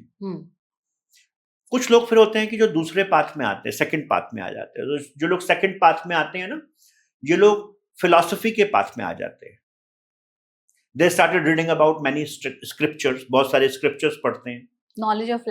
नॉलेज ऑफ लाइफ पढ़ेंगे, हमारे षट दर्शन पढ़ेंगे, चारवाक फिलॉसफी पढ़ेंगे, विदेशों के जो फिलोसोफर्स हैं, अलग अलग धर्म ग्रंथों को पढ़ेंगे, खूब ज्ञान हासिल करेंगे, अलग अलग शास्त्रों के बिल्कुल प्रकांड विद्वान बन जाते हैं। अब जब विद्वान बन गए तो फिर क्या होता है, हमारे को बहुत चालाकी से बात करनी आ जाती है। पर अगर बोलें कि अंदर में कोई प्रकाश हुआ, तो वो कुछ नहीं हुआ। जैसे मिश्री मिश्री मिश्री बोलने से कोई मेरे मुंह में कोई मीठा तो नहीं हो जाएगा। ऐसे ही जो लोग बहुत शास्त्रों की पढ़ाई करते हैं, फिलॉसफी के पाथ में आ जाते हैं, बहुत इंटेलेक्चुअल हो जाते हैं, ज्ञान तो उनको सब कुछ होता है, लेकिन एक्सपीरियंस कुछ नहीं किया। पर एक्सपीरियंस कुछ भी नहीं होता। वो बहुत अच्छे से बात कर सकते हैं, इंप्रेस कर सकते हैं, अच्छे मेरी तरह से ड्रेस पहन के ऐसे बैठ जाएंगे, श्लोक बताएंगे, उसका मीनिंग बताएंगे, बहुत सारी बात करेंगे। पर अगर कोई उनको बोले कि भाई ठीक है, आप बोलते हो कि आपने परमात्मा की प्राप्ति करी है, तो बोले ना ना, मैंने तो ऐसा नहीं बोला। तो फिर किसने की? अभी तीसरे पाठ में आएंगे ना। तो एक जगह पे मैंने पढ़ा, गुरु नानक देव बोलते हैं इसके बारे में, बोलते हैं पढ़िए जेती बरस बरस, पढ़िए जेती मास, पढ़िए जेती आरजा, पढ़िए जेती श्वास, नानक आखे एक गल अहौ में चखण चाक। बोले आप श्वास श्वास पढ़ते रहें, महीनों महीने पढ़ते रहें, सालों साल पढ़ते रहें। बोलते हैं नानक तो एक बात के ऊपर पहुंचे हैं कि हाँ, हौ में बोलते हैं अहंकार को, हाँ हौ में चखण चाक, अहंकार के सिवा कुछ हाथ नहीं आएगा। यही हमने शिवानंद आश्रम की में पढ़ाई करते हुए जाना। वहां पे शास्त्र भी यही बोलते हैं, हमारे को हमारे गुरुजन भी ये बोलते थे कि अगर यहाँ पे फिलोसोफर बनने आए हो तो फिलोसोफर बनने के लिए ये एकेडमी नहीं खोली हुई है, कोर्सेज नहीं खोले हुए, यहाँ पे आत्म सुधार के लिए, अपने आत्म उत्थान के लिए सेंटर खोले हुए हैं। तो बहुत ज्यादा पढ़ाई करने से हम धर्म प्रचारक बन सकते हैं, रिलीजन के एक कोई मुखिया बन सकते हैं, कोई लीडर बन सकते हैं, कथा कर सकते हैं। तो अगर पूछें कोई अनुभव जीवन में आया, तो अनुभव नहीं आएगा। छोटी मोटी रिद्धि सिद्धियां, कोई करामातें हासिल की जा सकती हैं कि कुछ हमने रिचुअल सेरेमनी, कुछ जाप, कोई ऐसी विधियां हमने अपनाई, पर बोले परमात्मा की प्राप्ति, तो परमात्मा की प्राप्ति नहीं है। तो बहुत सारे लोग, कुछ लोग रिलीजन में आ जाते हैं, कुछ लोग फिलॉसफी के पाथ में आ जाते हैं। बहुत विरले कोई होते हैं जो तीसरे पाथ में आते हैं। वो तीसरा पाथ मैं बोलता हूँ, वो पाथ है मिस्टिसिज्म का पाथ, करनी का मार्ग, संतों का मार्ग।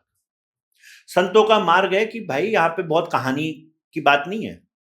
संत महात्मा के पास आप जाएंगे, वो बेसिक उपदेश देंगे और फिर क्या करेंगे, फिर आपको काम पे लगा देंगे, बोलेंगे चलो ठीक है कुछ साल तेरा सेवा करो। सेवा से क्या होगा, मन थोड़ा झुकना सीखेगा। महात्मा बुद्ध के पास भी जब कोई जाते थे, राजा महाराजा विद्या लेने जाते थे, क्या करते थे, उनके सिर मुंडवा देते थे। क्यों? क्योंकि आपके बालों से आपकी खूबसूरती, शरीर का अहंकार जिसको लगता था, बोले शरीर का अहंकार खत्म करो। क्योंकि उस जमाने में माना जाता था जिसके सिर पे बाल नहीं है वो बद्धा है,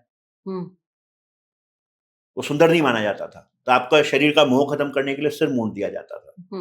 उसके बाद जो जितनी बड़ी उसकी पोजीशन, उसको बोलते थे घर घर जाके भिक्षा मांगो, भिक्षाम देही, भिक्षावृत्ति करवाते थे। क्यों? जिससे कि मन टूटे। कोई आदमी देगा, कोई कुछ भला बुरा भी बोलेगा, उससे मन टूटेगा, उससे अहंकार टूटेगा। जब गुरु नानक देव जी का समय आया तो उन्होंने भी क्या बताया, उन्होंने बोला कि भाई गुरुद्वारे खोलो या लंगर खिलाओ लोगों को। गुरु नानक देव जी सेवा करो। आप देखो कि आया आपके दिल्ली में ही सदर बाजार से लोग उठ के जाते हैं और गुरुद्वारे में जूते साफ कर रहे होते हैं संगत के। वो क्यों है? इसलिए नहीं कि मैं बैच लगा के बड़ा सेवादार हो गया, अहंकार के लिए नहीं है। वो इसलिए कि हमारे को झुकना आए, निमाना होना आए, हमारे अंदर आदगी आए। क्योंकि जब तक झुकना नहीं आया तो इस मार्ग पे बढ़ा नहीं जा सकता। महात्मा बुद्ध को भी पता था कि ये कल रिलीजन बना के बैठ जाएंगे। अपने होते हुए अपने जीवन काल में उन्होंने अपना कोई भी उपदेश लिखने नहीं दिया, अपनी कोई फोटो नहीं बनाने दी, अपना कोई स्टेचू नहीं बनाने दिया। बोला किसी स्टेचू की पूजा मत करो। ये तो सनातन धर्म को ही सपोर्ट करने वाले थे। बोले कि ये किसी स्टेचू को, मेरा भी नहीं बनाना, किसी कोई शास्त्र भी मत बनाना। क्योंकि उन्हें पता था कि अगर कोई शास्त्र बना दिया, कोई बुत बना दिया, तो लोग कल उसकी पूजा करनी शुरू कर देंगे, एक नया रिलीजन खड़ा कर देंगे। 400 साल बीते महात्मा बुद्ध को गए हुए और हमने उनके बुत बना के खड़े कर दिए। 1200 साल बीते तो हमने तो एक नया रिलीजन ही खड़ा कर दिया। तो संत महात्मा कभी भी कोई रिलीजन खड़ा करने नहीं आते। किसी संत महात्मा ने कोई रिलीजन खड़ा नहीं किया। ये तो संत महात्मा जब शरीर छोड़ के चले जाते हैं, पीछे से बाकी के जो उनकी संगत होती है, उनके जो फॉलोवर्स होते हैं, उनको संभालने के लिए जो उस समय के जो लोग होते हैं वो एक व्यवस्था बना देते हैं और धीरे धीरे करके वो रिलीजन बन जाता है। तो all the religions are almost dead mystic schools. संत महात्माओं के पास तो विधि है। जब आप किसी संत महात्मा की शरण में जाओगे, सबसे पहला वो करेगा आपको झुकना सिखाएगा। उसके बाद जब वो सही समय देखेगा तो आपको वो विधि सिखाएगा, नाम देगा, भक्ति देगा, कोई विधि देगा और उस विधि के द्वारा अंदर में आपके वो अनुभव पैदा करेगा और उस अनुभव के बूते आपको जीवन में आगे बढ़ाएगा, ना कि ब्लाइंड फॉलोवर बना के आगे बढ़ाएगा। तो जो आज आपको सुन रहे हैं उनको आप क्या विधि दे सकते हैं? नहीं, मैं तो नहीं समझता कि मैं अभी कोई विधि देने के लिए तैयार हूं या मैं अभी कोई विधि देने के लिए किसी मतलब मिशन मैंने ये को आगे सवाल बढ़ा यूं रहा हूं। पूछा कि इस वार्तालाप से क्या टेक अवे है सुनने वाले के लिए? देखिए, मैं अभी इस समय पर ये टेक अवे देना चाहूंगा हमारे जितने भी व्यूअर्स हैं उनको, कि मैंने ना कुछ सीखा अपनी माँ से। जब मेरे पिताजी ने शरीर छोड़ा उस समय मैं दीक्षित नहीं था, तो जरूर मेरे को थोड़ा कष्ट हुआ उनके जाने पे, पर माताजी के समय पे मैं दीक्षित था, है ना। भजन करते थे पर भजन बनता नहीं था। जो गुरु ने विधि दी, वो विधि तो ठीक दी उस समय, तो जिस समय विधि दी अंदर खुल गया सब कुछ, सारा कुछ जैसा बताया था उससे कई गुना ज्यादा अनुभव हुए। पर धीरे धीरे जैसे दुनिया के काम में लगे तो धीरे धीरे सब छूटता चला गया। अभी मैकेनिकल हो गया सब कुछ। तो जब मैं अपनी माँ के पास आया, क्योंकि उन्होंने अब अनाउंस कर दिया कि भाई हमने जाना है 23 जुलाई को मैं पहुंचा हूँ और 25 को सुबह 11 बजे उन्होंने शरीर छोड़ना है, तो मैंने अपनी माँ से बोला कि माँ काम कैसे बनेगा। जैसे आप मुझसे पूछ रही है, मैंने उनसे पूछा कि आप जा रही हैं, आप वापस आएंगे? कहते बिल्कुल भी नहीं। तो मैंने कहा आप यहाँ हैं या वहां हैं? कहते हम वहां से आपसे यहाँ बात कर रहे हैं। तो मैंने कहा भगवान है? मैंने भी ऐसे ही पूछा जैसे आप मुझसे पूछती हैं। तो मैंने अपनी माँ से पूछा, मुझे लगा कि इससे ज्यादा ऑनेस्ट आंसर तो मुझे कोई भी नहीं दे सकता। जो मैंने अनुभव किया था वो परमात्मा ही था? कहती हाँ वही था। मैंने कहा आप वापस आओगे? बोले नहीं आएंगे। मैंने कहा आप तो जा रही हो, पर मेरा क्या होगा? हम क्या करेंगे जीवन में? ठीक बात है। और अगर मैं नहीं आया तो मेरा तो भजन बनता ही नहीं। तो बोलते भजन करता है। मैंने कहा कभी कभार ऐसे, रोज तो कोशिश करता हूँ बैठने की, पर बैठ के वो दुनिया के ख्याल आते हैं। तो उन्होंने बड़ी गहरी बात बोली। उन्होंने कहा कि देखो 24 घंटे एक दिन में हैं। 24 घंटे में अगर 2 घंटे गुरु का दिया हुआ भजन करना है ना, तो जिंदगी के पहले 22 घंटे ठीक करें। जो हम 22 घंटे जिंदगी के करते हैं वही 2 घंटे भजन में आता है। 22 घंटे अगर हम निंदा चुगली कर रहे हैं, पैसा पैसा पैसा कर रहे हैं, तो 2 घंटे कोई भी पूजा पाठ, कोई भी विधि हम अपना लें, वो कुछ भी नहीं होने वाला है। मैं अक्सर देखता हूं कि हर व्यक्ति मेडिटेशन, किसी से भी आज के समय पे बात करो तो हर व्यक्ति मेरे को छूट के साथ बोलता है अरे मैं तो बहुत मेडिटेशन करता हूं, मैं रोज बैठता हूं। हम पूछते हैं कि भाई कुछ बना? बोले बनता नहीं है बस। तो मैंने अभी एक बुक लिखी, स्टॉप मेडिटेटिंग स्टार्ट लिविंग, जो अभी आने वाली है नेक्स्ट मंथ, उसका हम लोग लॉन्च करेंगे। अब मैंने क्यों इसको चुना कि स्टॉप मेडिटेटिंग स्टार्ट लिविंग, क्योंकि मैं देख रहा हूं आज के टाइम पे तो पैसा कमाने के लिए भी मेडिटेशन लोग यूज कर रहे हैं। लाइफ कोचेस भी आजकल मेडिटेशन करा रहे हैं कि आप मेडिटेशन करोगे तो पैसा आ जाएगा। ध्यान को बनाया गया था दुनिया के बंधनों को तोड़ने के लिए, तो दुनिया के बंधन बांधने के लिए भी मेडिटेशन बना डाली, है ना जी। तो परमात्मा की प्राप्ति से पहले, गुरु की प्राप्ति से पहले हमारे को अपने जिंदगी के जीने का तरीका और सलीके को पहले ठीक करना चाहिए। 22 घंटे ठीक करना है। अगर जिंदगी के 22 घंटे ठीक नहीं है तो किसी बड़े से बड़े गुरु से जाके आप नाम ले लो, उनसे विधि ले लो, एनलाइटेंड गुरु के पास आप चले जाओ, कुछ भी नहीं होगा। हम उनसे गुजारिश करते रह जाएंगे कि भाई दे दो, झोली अरदास करते रह जाएंगे।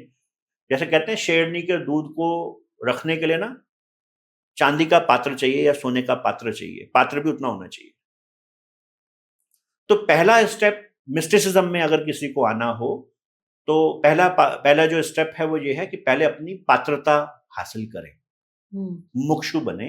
मुमुक्षु बनने का मतलब है पात्रता हासिल करना। पात्रता कैसे हासिल करें, मतलब वो 22 घंटे कैसे ठीक करें? वो 22 घंटे ठीक करने का सबसे पहला तरीका तो यह है कि अपनी आपको और अपने से संबंधित हर चीज को ईश्वर को सौंप दें। अभी जैसे मैं किसी से भी मिलता हूं, उनसे पूछता हूं कि जी आपके घर का मालिक कौन है, तो बोलते हैं वो मेरे पापा के नाम पे है। तो मालिक कौन है? बोले पापा। अच्छा अच्छा अच्छा, आपके बिजनेस करते हैं? बोले हाँ बिजनेस करते हैं। आपके बिजनेस का मालिक कौन है? बोले वो वहां पे मैं मालिक हूँ। अच्छा आपकी हालत कैसी है? बोले बड़ा तनाव है, बड़ा स्ट्रेस है। बोलते बिल्कुल वो तो होगा ही। हम भारत में पैदा होके भी अगर ये बात नहीं समझ रहे हैं तो मुझे लगता है कि जो लोग दूसरे देशों में बैठ के हमारे को सुनेंगे, आपका पॉडकास्ट काफी देशों में हमारे थ्रू भी जाएगा, तो उन लोगों से तो हम क्या ही उम्मीद करें बेचारों से। हमारी संस्कृति हमारे को, जो हम पात्रता की बात करें, वो ये सिखाती है कि सबसे पहले तो अपने आप को और अपने से संबंधित हर चीज को परमात्मा को सौंप दें, उनको अर्पण कर दें। बिजनेस का मालिक कौन? परमात्मा, वो एक। और आप अपने बिजनेस के केयर टेकर बन जाएं। अगर नौकरी करते हैं तो नौकरी अब बॉस के लिए नहीं, बॉस को इंप्रेस करने के लिए नहीं करनी, कंपनी के लिए नहीं करनी, परमात्मा के लिए करनी है, उसको साबित करने के लिए करनी है कि मैं ईमानदारी से काम करता हूँ। जब हम कहते हैं कि मैंने चाहे छोटा सा या बड़ा सा कोई भी कार्य उस मोमेंट के लिए किया, वो पैशनेटली किया, मैंने अपना सब दिया, और of course adding to it कि ये ना सोचते हुए कि उसका परिणाम क्या है। नहीं, अगर मैंने अपने पैशन के लिए किया तो मैं हूं ना, मतलब मैं उसमें एनग्रॉस्ड हूं, उसको करने में। हाँ करने में, क्योंकि मुझे आनंद आता है। तो अभी आपकी हस्ती है, हमें इवेंचुअली उस पॉइंट के ऊपर पात्रता हासिल करने के लिए उस पॉइंट में जाना है कि जहां पे हमारी हस्ती ना रह जाए, हस्ती उसकी रह जाए बस। क्योंकि जब हम उनको अर्पित भी करेंगे तो चाहेंगे ना अच्छा अर्पित, अपना बेस्ट अर्पित कर सकें। बेस्ट हमने बनाया ही नहीं, बेस्ट तो सारा उसका दिया हुआ है जो हम बनाते हैं। अहंकार, लोभ, लस्ट, ये सब हमारी बनाई हुई है, वो अर्पित करना चाहिए। तो फिर जो भी क्या वही दे दो, जो है हमारे पास कम ज्यादा अच्छा बुरा सब कुछ उसको अर्पित कर दें। ठीक है। यहां तक कि ये शरीर भी उसको अर्पित कर दे। अगर परिवार में आपके बच्चे, आपका जीवन साथी, सब उनके साथ एसोसिएट कर दे, बोले ये सब आपके, और मैं इन सबके साथ जो भी व्यवहार करता हूं, जो भी कुछ करता हूं, आपकी दी हुई रिस्पॉन्सिबिलिटी का निर्वाह करता हूं। धर्म का मतलब रिलीजन नहीं होता है, राइट धर्म का एक्शन। मतलब रिस्पॉन्सिबिलिटी होता है कि आपने जो जो भी इस नाटक में मेरे को रिस्पॉन्सिबिलिटी दी है ना, दुनिया में जीवन रूपी नाटक के अंदर, उस नाटक को मैं बड़े अच्छे से परफॉर्म करता हूं, पर ना तो ऑडियंस की खुशी के लिए, ना ही अपने सहायक कलाकारों की खुशी के लिए, डायरेक्टर की खुशी के लिए जिसने ये नाटक बनाया है। जैसे पिक्चर में जब कोई रोता है एक्टिंग करके, तो वो सच में नहीं रो रहा होता, बल्कि वो अंदर तो खुश हो रहा होता है कि मैंने बड़ी अच्छे ढंग से रो रहा हूं। तो इस दुनिया में भी जब हम हर चीज को उसको समर्पित कर देंगे, जैसे घर है, इस घर को साफ करेंगे तो हम उसके घर को साफ कर रहे हैं। ऑफिस में काम कर रहे हैं तो उसकी दी हुई कुर्सी पे बैठ के काम कर रहे हैं। मैं आपसे अभी बैठा हूं यहां पे, मैं सिर्फ बैठा हूं, उस वो बोल रहा है, हम भी सुन रहे हैं। आपके ऑफिस में जब आप जाते हैं तो आपके साथ जो लोग काम करने के लिए आए हैं, वो भी उसके द्वारा भेजे हुए हैं। कहानी अलग अलग है। आपको लग रहा है कि मैंने इंटरव्यू लिया था जी, मैंने अपॉइंट किया था, ना, आपने नहीं किया था। खैर ये तो होता नहीं है, होती हैं चीजें, हमें होती है लग ना। तो रहा होता है कि हमने बुलाया, हम, पर वो नहीं है, वो दिख भी रहा होता है साफ कि वो कैसे हो रही नहीं पता। नहीं पता। तो वो उसके द्वारा भेजे गए लोग हैं जिनके साथ कुछ लेने देने का संबंध है, तो उनके साथ भी बड़ी सतर्कता से, आपके जो एम्प्लॉयज हैं उनके साथ भी बड़ी सतर्कता से व्यवहार करना चाहिए कि उसके गण हैं, उसके द्वारा भेजे गए हैं। सिखाना और उनको इवॉल्व करना तो हमारा फर्ज है, पर उनके साथ मिसबिहेव करना हमारा राइट नहीं है। जैसे गुरुद्वारे जाते हैं या मंदिर जाते हैं, मंदिर में लंगर बांटते हैं, तो जो साथ के लोग होते हैं तो झगड़ा थोड़ी करते हैं, प्रेम से उससे बोलते हैं ना भाई बाल्टी मुझे दे दो, मैं बांट देता हूँ। हाँ जी। आप ना ठीक नहीं बांट रहे हो, मैं बांट देता हूँ, पूड़ी दो, पूड़ी ना दो दो दो, एक एक मत, दो दो पूड़ी दो, बोलते हैं ना एक दूसरे को प्रेम से बोलते हैं जब किसी ऐसी अनुष्ठान में जाते हैं। हाँ जी। जैसे वहां व्यवहार करते हैं वैसा ही अपने ऑफिस में व्यवहार करें, घर में, परिवार में। बच्चे, अब बच्चे हैं, जैसे मैंने आपको एक बात बोली थी, जो भी चीज आपको आपके जीवन में, जो भी चीज ऐसी आई कि जिससे आने में बहुत सुख हुआ, वही एक दिन दुख का कारण बनेगी। अब घर में बच्चा पैदा हुआ, बड़ी खुशी होती है, बच्चे के साथ अटैचमेंट हो जाता है माँ बाप का। वही बच्चे जब थोड़े बड़े होते हैं, हमें समय नहीं दे पाते या उनकी प्रायोरिटीज चेंज हो जाती हैं, तो वही बच्चे हमारे लिए दुख का कारण बन के खड़े हो जाते हैं।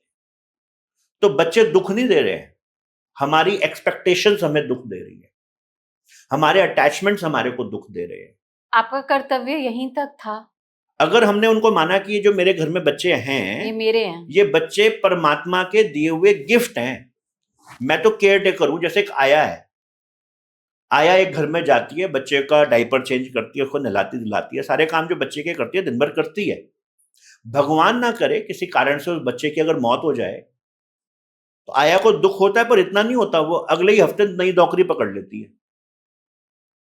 इस दुनिया के कामों को भी आया बन के करना है। बस दुनिया में ऐसा ही है, अपने व्यापार के साथ, घर के साथ, संपत्ति के साथ, रिश्ते नातों के साथ उतना व्यवहार रखें जैसे आया रखती है। और मैं तो शुरुआत में सबको यही बोलता हूं कि शुरुआत में अपने आप को भी, अपने जब सारी चीजें दे दी ना, थोड़ा समय लगता है, 6 महीने, साल भर लगेगा आपको इस माइंडसेट में स्विच होने में।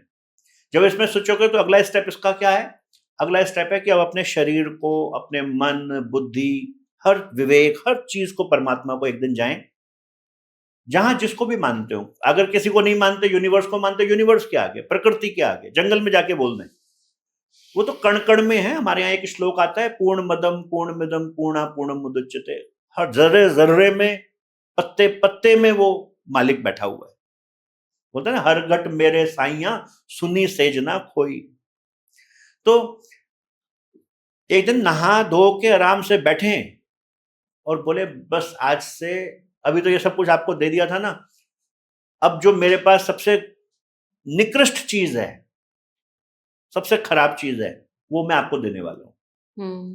वो है मेरा मन भी आप ले लो, मैं तो थक गया मालिक, मेरे बस का नहीं है कि मैं इसको निभा सकूं, अपना स्वार्थ और परमार्थ निभा सकूं, इसको बैलेंसिंग कर सकूं, ये मेरे बस का नहीं है। अपना शरीर, अपना मन, अभी अपनी आत्मा, अपने इमोशंस, अपना विवेक, सब कुछ उसको दे रहे हैं। बोले जी आज से आप हैं, अब मैं नहीं। हमारे सनातन सभ्यता के अंदर अक्सर गुरु ऐसा करते हैं। आप देखिए सबसे ज्यादा अटैचमेंट हमारा अपने शरीर और अपनी आइडेंटिटी के साथ होता है। तो जब आप, जैसे मैं भी आश्रम में गया रहने के लिए, तो मैं तो ये सोच के गया था कि मैं गृहस्थ में वापस नहीं आऊंगा। मैं 31 ईयर का था जब गया था, और शादी नहीं करी थी और करनी भी नहीं थी, और ये सोच के मैं गया था कि अपना जीवन अब असली काम को देंगे, फुल टाइम अध्यात्म करेंगे, क्योंकि माता पिता से बहुत प्रेरणा मिली। तो हम वहां पे गए, तो शुरुआत के थोड़ा समय बीतने के बाद जब गुरुदेव ने देखा कि भाई इनकी स्थिति है कि ये तो सब कुछ छोड़ के आए हैं, तो एक दिन बोला कि ठीक है अभी कुटिया में आ जाओ। तो कुटिया में गए तो बोले ठीक है अब गुरु दक्षिणा चाहिए आपसे। तो स्वामी परम प्रियानंद हमारे गुरु थे, उन्होंने उन्होंने मेरे को वेस्टर्न फिलॉसफी पढ़ाई है, सारे वेस्टर्न फिलोसोफर्स उन्होंने मेरे को पढ़ाए हैं। तो मुझे बोले कि गुरु दक्षिणा दे पाओगे? तो मैंने कहा गुरुदेव मेरे पास तो कुछ आगे पीछे है नहीं, माता पिता चले गए, बहनों की शादी हो गई है, हमने शादी करी नहीं है, ये देह है, ये तो अभी सिर काट के मांगो तो अभी आपके चरणों में हम डाल देंगे, यही है। अब इसमें भी जो चाहिए वो आप बोलेंगे, आप आदेश करेंगे, हम दे देंगे। और शायद अगर वो बोलते कि आपकी गर्दन चाहिए ना, तो शायद 1 मिनट मेरे को ना लगता कि मैं गर्दन उतार के उनके चरणों में रख देता। बोले नहीं नहीं ये तो नहीं चाहिए, आज से, मेरा नाम जितेन अरोड़ा हुआ करता था, तो बोले आज से जितेन अरोड़ा को मार देना है और योग श्री का जन्म हो जाएगा। तो मेरे को नहीं समझ में आई बात, मैंने कहा मतलब मार, वो तो मैंने कहा जी वो पहले ही मर गया, आश्रम में आने से मर गया था वो तो। बोले हाँ पर अभी तो वो मरा नहीं है अभी। तो उन्होंने मेरे को ये बात पहली बार बोली थी, बोले यहाँ पे डिटैचमेंट की कोई प्रैक्टिस नहीं है, यहाँ पे सिर्फ अटैचमेंट की प्रैक्टिस है। जब आप बोलते हो मैं हाथी के बारे में ना सोचूं, तो आप हाथी के बारे में ही सोच रहे होते हो, पर जब आप हिमालय पर्वत के बारे में सोच रहे थे तो उस समय आप हाथी के बारे में नहीं सोच रहे थे। तो बोले जब तक नया पैदा नहीं होगा तब तक पिछला मरेगा नहीं। राइट। तो बोले आज से आपका नाम योगश्री है। बाद में मेरे को हमारे एक और गुरु हैं राईचरण गोस्वामी जी देहरादून से, उन्होंने मेरे को नाम दिया प्रकाशानंद। तो बोले आज से जितेंद्र अरोड़ा मर गया, योगश्री पैदा हो गया। हमने कहा ठीक है गुरुदेव, आपने तो मेरे को लग रहा था आप मेरे से कुछ बहुत बड़ी चीज मांगोगे, कहते तुम्हें अभी नहीं पता, मैंने बहुत बड़ी चीज मांगी है, पूरा जीवन अब मेरा है, अब ये शरीर भी मेरा, ये मन भी मेरा। तो उन्होंने हमारे को ये बात समझाई, बोले सब कुछ परमात्मा को दे दो। अब कल से क्या करोगे? बोले जब सुबह सो के उठोगे ना, तो योगश्री अब आपका नाम नहीं है, ये धीरे धीरे नाम उस परमात्मा का नाम रख देना है। तो जब सुबह सो के उठोगे तो योगश्री को नहलाओगे, आप और योगश्री के सेवक, योगश्री को नहलाओगे, फिर योगश्री को तैयार करोगे, योगश्री को ले जाके फिर जो भी काम है योगश्री करेंगे, आपने सिर्फ उनके साथ असिस्टेंट बन के घूमना है। तो मैंने कहा ये योगश्री कौन है? शुरू शुरू में तो ये बात समझ में नहीं आई। बोले वो है, अपना मन बुद्धि चित्त अहंकार सब कुछ उनको समर्पित कर दो, तो हर चीज, आंख से वही देखेगा, इस कान से वही सुनेगा, इस नाक से श्वास वो लेगा, इस मुंह से वो खाएगा। जब सुबह सुबह उठोगे, तैयार करोगे, उसको तैयार करोगे, नाश्ता बनाओगे तो उसके लिए बनाओगे, जब वो खा रहा होगा तो थोड़ा टेस्ट तुम्हें भी आएगा मुंह में। जब खाना नाश्ता डालोगे आंखें बंद कर लेना, बोलना आपको भी अच्छा लगा, मुझे भी अच्छा लगा। इस भाव के साथ जीवन जीना है कि आप उस सत्ता को अपने साथ अब कैरी कर रहे हो। तो क्या होगा, धीरे धीरे वो सत्ता को जब आप आह्वान कर दोगे, आह्वान करना हुआ ना, जैसे पूजा करते हैं आह्वान करते हैं देवी देवताओं को, ऐसे जब उस सत्ता को अपने अंदर आह्वान कर दोगे कि परमात्मा अब तो तू ही है, मेरे तो थक गया मैं, मेरे तो अकल है नहीं। तो वो सत्ता अपने आप सब कुछ टेक ओवर कर लेगी, फिर वो रह जाएगी, फिर आपको अपने आप अपने अंदर डिसॉल्व कर लेगी। तो जो हमारी 5 इंद्रियां हैं जिससे हम सो कॉल्ड अपना जीवन जी ही रहे हैं, तो ये जो हमारे एक्सपीरियंसेस हैं बाय द 5 सेंसेस, फिर ये करने हैं नहीं करने, पर ये सब करने कुछ पर ये करो, आप नहीं है पर वो है। जो जो उसको भाएगा वो आपने करना है, जो उसको भाए। अब उसको झूठ बोलना नहीं भाता तो झूठ नहीं बोलना। हम्म। उसकी नजर में सब बेटियां हैं, तो उसकी नजर से देखना है अभी। ठीक है। भाई वो कैसा है, उसका वो उसको क्या पसंद है, हमें नहीं पता। हमारा विवेक हमें बताता है ना कि हमें कैसे देखना है, कैसे चलना है, कैसे बोलना है, कैसे खाना है। तो क्योंकि अभी आप बता रहे हैं कि आप अपनी पात्रता कैसे बढ़ाओ कि आपको उस रास्ते पर चलने के लिए गुरु एक्सेप्ट करें, तो पात्रता बढ़ाने के नाते आपने बताया कि कैसे हमने अपने आप को डिसॉल्व कर दिया, अपनी आइडेंटिटी डिसॉल्व कर दी। फिर आपने बताया कि जो जो उसको पसंद है, सच बोलना, सब ईमानदारी से रहना, एथिकल रिलेशनशिप्स में रहना, हक हलाल की कमाई करना, लोगों से मीठा बोलना, गलत बात, किसी को कटु शब्द नहीं बोलना, सहन शक्ति होना, ये बेसिक चीजें हैं, तो हम सभी जानते हैं। ऐसा जीवन जीना सादगी के साथ जो उसको भाए।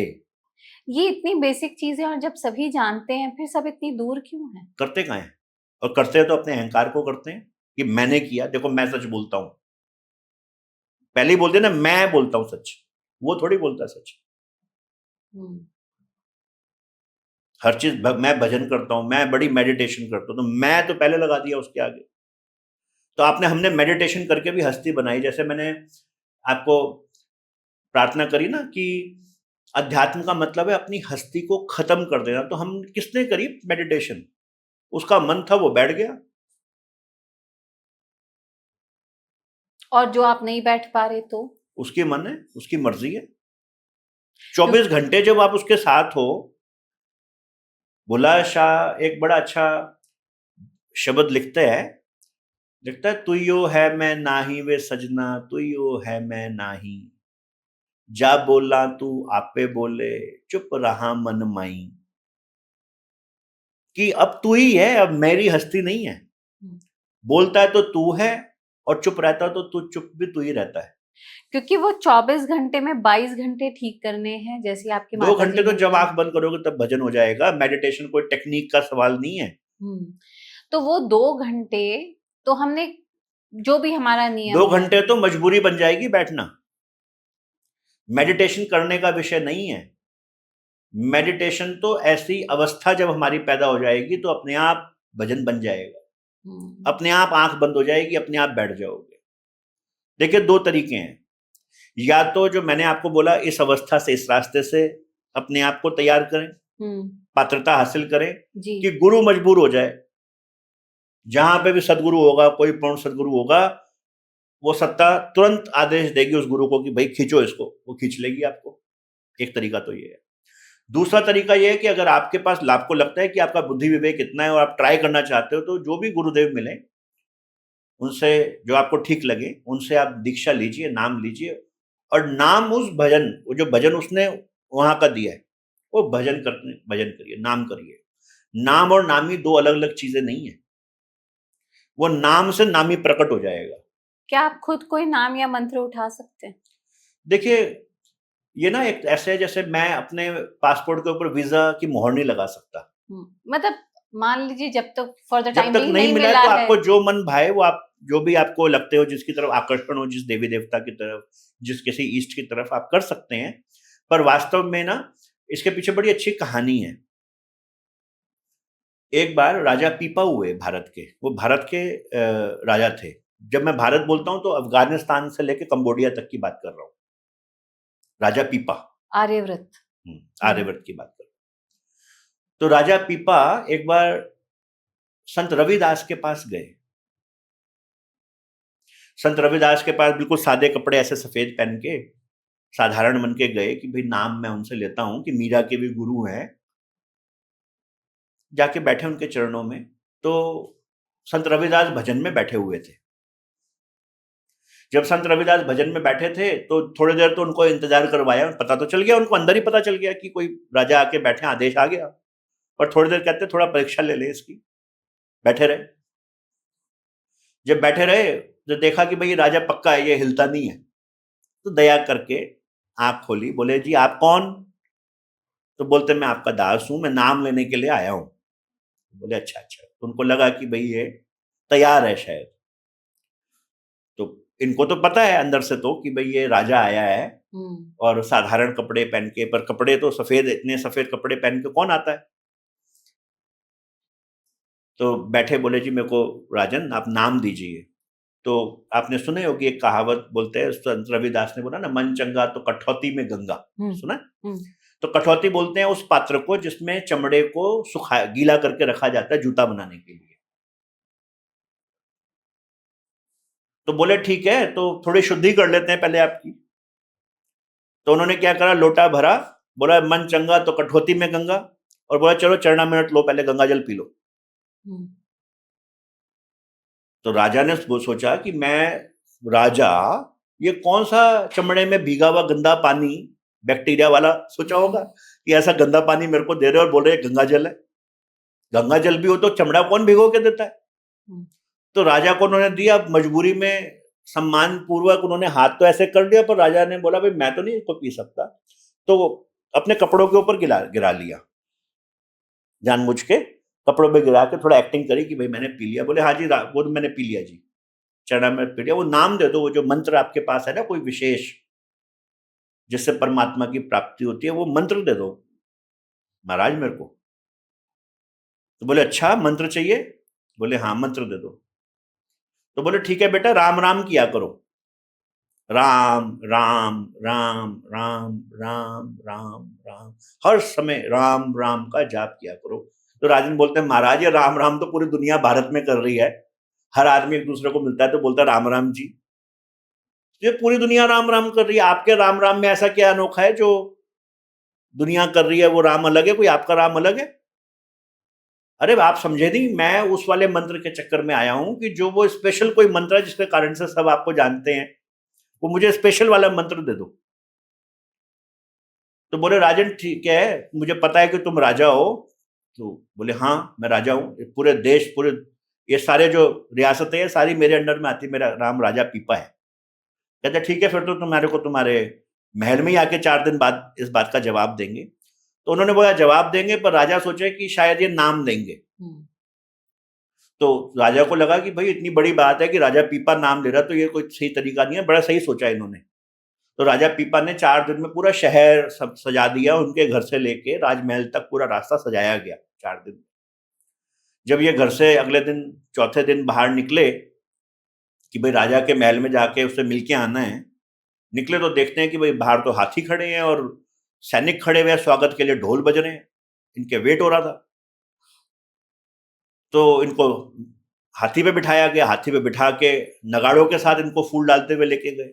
जब लेके गए तो राजमहल के अंदर भी बहुत सारे राजाओं को बुलाया गया कि राजा सारे बैठे हुए थे, और जैसे ही संत रविदास अंदर घुसे तो सारे राजा खड़े हो गए अपनी जगह से, सारे बाजे बंद हो गए कि भाई ये बात कर सके, कोई पता नहीं कौन सी बात होंगे। सभी लोग हैरान कि भाई किंग राजा पीपा कि भाई गुरु दीक्षा होगी, राजा पीपा के अब ये राजगुरु बन जाएंगे, कुछ छोटे आदमी थोड़ी रहेंगे, अभी जूते काटने वाले थोड़ी रह गए, अभी तो राज गुरु हो गए हैं। तो जैसे ही संत रविदास अंदर घुसे ना, उन्होंने बोला सिपाहियों इसको गिरफ्तार कर लो।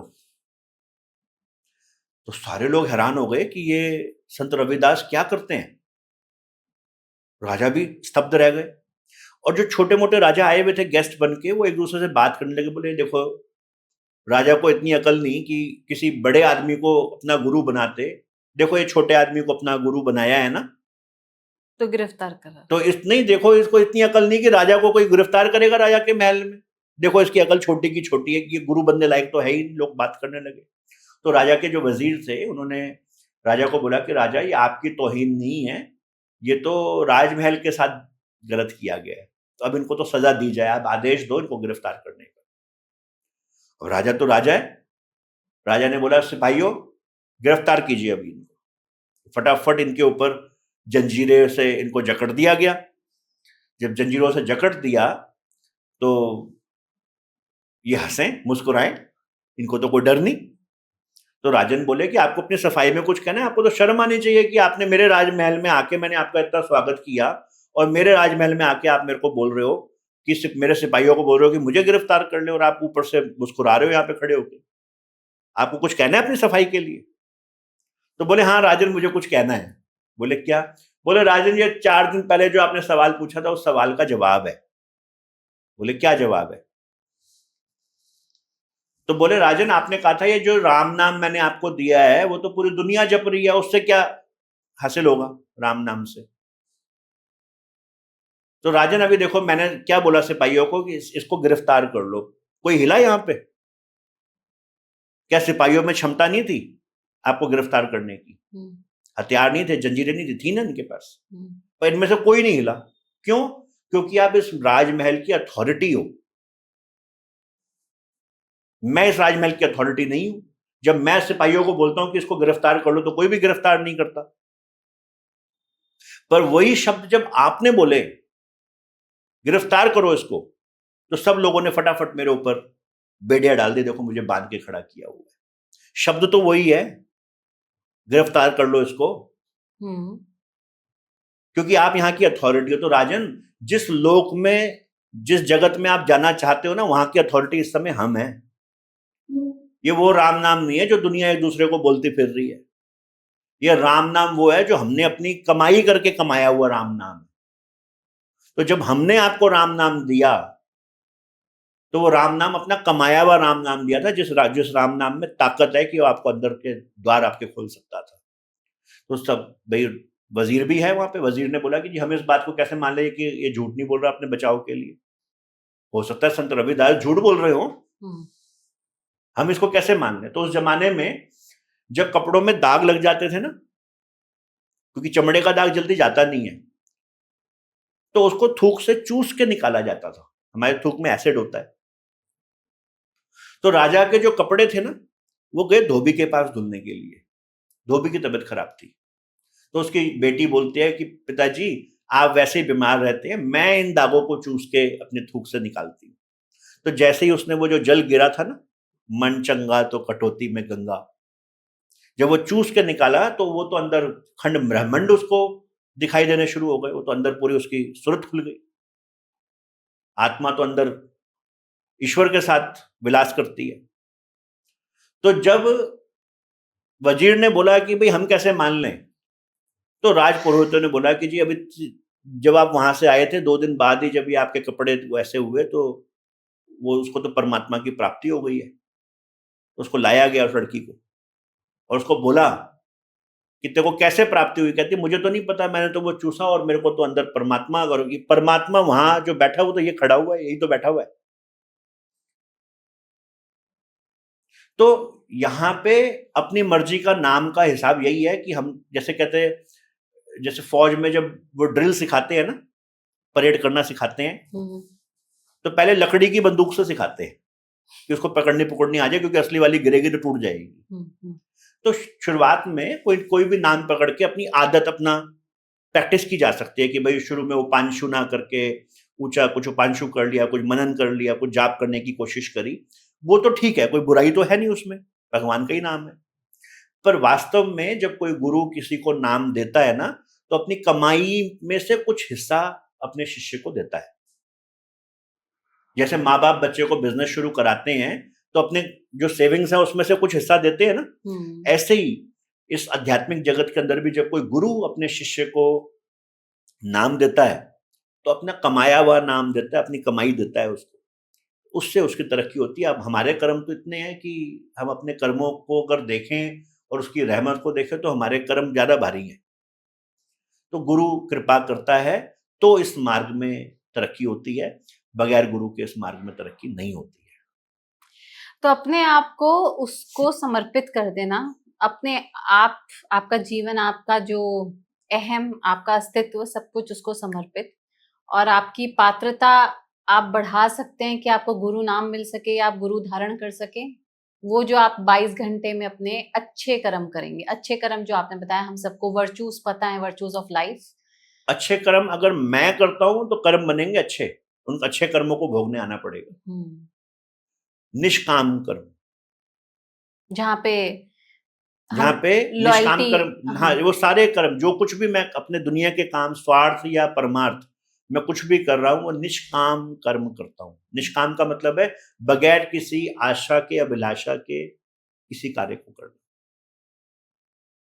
हाथ फैलने, हाथ खुलेंगे ना, मांगेंगे तो उस एक से मांगेंगे। एक कहानी है कि अकबर एक बार घोड़े में जा रहा था भारत में, तो उसके घोड़े से गिर गया, चोट लग गई, तो वो किसी जंगल में किसी के पास जाके उसने सहारा लिया। तो अकबर ने अपनी, कहते हैं, अंगूठी उसको दे दी कि ये लेके अंगूठी, कभी भी राजमहल में मैं राजा हूँ और रात तुम्हारे पास रुका, तुमने मेरी बड़ी सेवा करी है, कभी भी अंगूठी लेके आओगे तो कोई मदद अगर चाहिए होगी तो मेरे पास आ जाना। थोड़ा समय बीता, इस आदमी को जरूरत पड़ी तो ये अंगूठी लेके महल में गया। जब महल में गया तो महल में जो चौकीदार थे उन्होंने देखा कि भाई ये तो अंगूठी राजा की है, देखा तो उसको भाई एंट्री दे दी। एंट्री दी तो ये सीधे राजमहल के कक्ष में गया। वहां पे अंदर गया तो देखता है कि अकबर जो है वो भगवान की इबादत में बैठा है, नमाज, जो भी नमाज अदा करने के लिए बैठा है। तो जो सेवक थे उन्होंने बोला कि भाई अभी आप रुक जाओ, अभी राजा जो है भगवान की, अल्लाह की प्रेयर कर रहे हैं। तो राजा प्रेयर करके बाहर आए। इसने तो सोचा था कि मैं राजा से कुछ मांगूंगा, तो राजा को बोलते हैं कि अभी आप जो कर रहे थे वो क्या कर रहे थे अंदर में? कहते हैं मैं भगवान से, ईश्वर से, अल्लाह से अपने राज पाठ को और अपने जो पूरा मेरा साम्राज्य है उसकी रक्षा करने के लिए उससे भीख मांग रहा था कि आप मेरे ऊपर कृपा करो। कहते ठीक है जी, कोई अपनी अंगूठी रखो और मैं चला। कहते अरे क्या बात है, आप क्यों आए थे मेरे पास, कुछ मांगने आए थे, बताओ मेरे को, मैं आपकी क्या जरूरत पूरी करूं? तो कहता राजन, अगर मैं सोचता हूं कि अगर मांगना ही है तो मैंने भिखारियों से क्या मांगना, आप तो खुद भिखारी हो उसके दरबार के आगे। जब आप उस परमात्मा से, उस अल्लाह से मांगते हो तो मैं भी उसी से ही मांग लूंगा ना। एक इतने बड़े राजा हो कि आप उससे मांगते हो। तो मुझे तो आज सीखने को मिला कि अगर मांगना है तो मांगने लायक सिर्फ वही है जिसके आगे, जिससे हम मांग सकते हैं। तो योगश्री जी, इस पात्रता की जर्नी को बढ़ाते हुए कि हम सब कभी ना कभी उस पात्रता को पा सकें और हमारी जो यात्रा है वो उसी ओर मुड़ जाए और संचालित भी हो सके, उसी कामना के साथ मैं I really pray and wish for everyone who is listening and who is not watching the podcast, बल्कि सर्वस्व के भले की कामना करते हुए कि सब कभी ना कभी वहां पे पहुंच ही जाएंगे, पहुंच ही रहे हैं। कैसे कंक्लूड करें इस वार्तालाप को? आपके क्या वो वर्ड्स ऑफ विजडम हैं, कौन से वो गोल्डन वर्ड्स हैं जिससे हम इस पूरे कन्वर्सेशन को, वार्तालाप को विराम दे सकें? देखिए, गोल्डन वर्ड तो मैं नहीं समझता कि मेरी औकात है कि मैं कोई ऐसे गोल्डन वर्ड्स दे सकूं। मैं बहुत साधारण साधक हूं, या साधक भी नहीं बोल सकता अपने आप को, तो मैं, मेरे से तो बहुत आगे लोग हैं। पर मुझे लगता है कि आज के समय पे बार बार लोगों के चित्त में एक सवाल आता है, खास करके जो जिन लोगों का ईश्वर में विश्वास नहीं है, या आजकल की यंग जनरेशन है जिनके पेरेंट्स उनको इम्पोज करते हैं उनका रिलीजन या उनके जीवन जीने का तरीका, तो बच्चे अपने आप को बड़ा कटा हुआ महसूस करते हैं और भगवान की या परमात्मा की हस्ती को पहचानने से ही मना कर देते हैं। और ऐसे बच्चे जब हमारे पास ऋषिकेश में पहुंचते हैं तो अक्सर सबसे पहला सवाल यही पूछते हैं कि हमें कैसे ये बात माने कि कोई परमात्मा है। क्योंकि जो हमारे पेरेंट्स कर रहे हैं, जिस वो हमें मंदिर में या गुरुद्वारे में या गिरजाघर में या इबादत गाह में जहां पे भी खींच के लेके जाते हैं, अच्छी बात है, हम जाते थे पहले। पर जब हमने उनके जीवन जीने का तरीका देखा और वो जो वहां पे वो बता रहे हैं और वो जो हमारे पेरेंट्स कर रहे हैं, उसमें तो बहुत डिफरेंस है। आज की जनरेशन ऐसी है ना कि हम उनका पढ़े लिखे बच्चे हैं, उनका इंटेलेक्ट रेज्ड अप है, तो दे आस्क क्वेश्चंस। हाँ, वो रीजन के बिना नहीं मानेंगे, वो नहीं मानेंगे। तो वो बोलते हैं कि जी आपकी जिंदगी ठीक नहीं है और आप कह रहे हो कि मैं इस रिलीजन को फॉलो कर लूं, आपको कुछ मिला नहीं, मेरे को क्या मिलना है? तो मैं तो नहीं मानता भगवान को। तो ऋषिकेश आज के समय पे पार्टी के लिए भी बड़ा फेमस हो गया, जिसका बड़ा दुख है हम लोकल लोगों को, कि दिल्ली से बहुत सारे लोग सैटरडे संडे को फ्राइडे को निकल जाते हैं ऋषिकेश में, शराब पीते गंगा जी किनारे मिलते हैं, या हुड़दंग मचाते हुए किसी कैफे में दिखाई दे जाएंगे, या किसी फॉरेनर्स को मिसगाइड करते हुए कुछ गलत टिप्पणियां करते हुए मिल जाएंगे। इससे हम लोग बड़े आहत हैं, लोकल लोग। पर दूसरी तरफ ऐसे लोग जब हमारे तक भी पहुंचते हैं तो हमारे पास आके सबसे पहला सवाल, सुनते हैं हमारी बात को, पर उनके मन में होता है कि ये चुप हों तो हम कुछ सवाल पूछें, और मुझे पता होता है कि ये सवाल क्या पूछेंगे। तो ये पूछते हैं कि हम कैसे मान लें कि कोई भगवान नाम की चीज है। आज तो हम उस समाज के उस समय पे खड़े हैं कि जहां पे आज की यंग जनरेशन ये पूछ रहे हैं कि भगवान है भी। तो हम उनको सिर्फ यही बात समझा सकते हैं इस ढंग से कि देखिए, if there is a painting there must be a painter. अगर कोई पेंटिंग है तो पेंटिंग को बनाने वाला भी जरूर होगा। And if there is a creation there must be a creator. जैसे बगैर पेंटर के कोई पेंटिंग नहीं बनती, ऐसे ही किसी क्रिएटर के बिना क्रिएशन नहीं बनती। अब आप उसको एनर्जी बोलो, आप उसको यूनिवर्स बोलो, उसको नेचर बोलो, जो भी नाम आपको अच्छा लगे। 10वें पातशाह हुए गुरु गोविंद सिंह जी, उन्होंने तो भगवान के कहते पता नहीं कितने नाम, कितने 100 नाम लिख डाले, और आखिरी में उसको अनामी कह के बयां कर दिया। तो जो नाम आपके मन को भाए उस नाम से आगे बढ़ जाए। शुरुआत तो कहीं से करें, अपनी पात्रता के लिए। अपनी पात्रता के लिए। योगश्री जी, ऑनेस्टली इतनी बातें हैं जो मुझे लगा कि आज की वार्तालाप में मैं आपसे कुछ सवाल करूंगी, क्योंकि ऑनेस्टली जब आप जैसी कोई, अब मुझे ये वर्ड यूज करना पड़ेगा शख्सियत, हालांकि आप इसको ईगो से जोड़ेंगे, लेकिन जब आप से या आपसे, आपके जैसे किसी भी शख्स से हम मुखातिब होते हैं तो मैं ये कह सकती हूँ कि आप सब एक चलता फिरता स्कूल है, इंस्टीट्यूशन है, जहाँ पे सिर्फ एक बात नहीं लेकिन जीवन के हर पहलू को होलिस्टिकली समझने के लिए कई सारे आयाम होंगे जिन पर बात हो सके। आई रियली विश कि आपके मूल्यवान समय से फिर कभी आगे नॉर्थ स्टार को, मुझको मौका मिले कि जहाँ पर मैं आपसे और विषयों पर गहन बातचीत कर पाऊँ, समझ पाऊँ।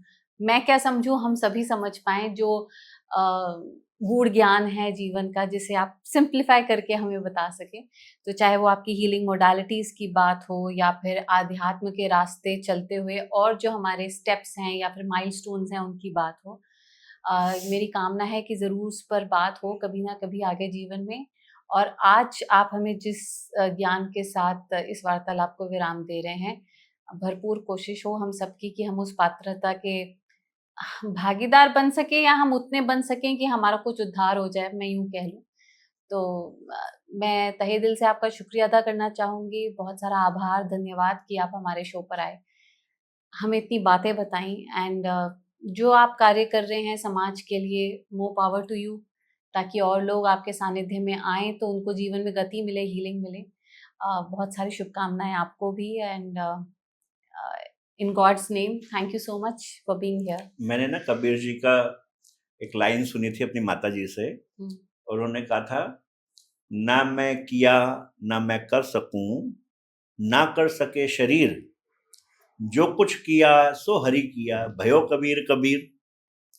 तो मेरी कोई हस्ती नहीं है जी, मैं तो खुद उसके परमात्मा के आगे भिखारी बन के बैठा हूं, है ना।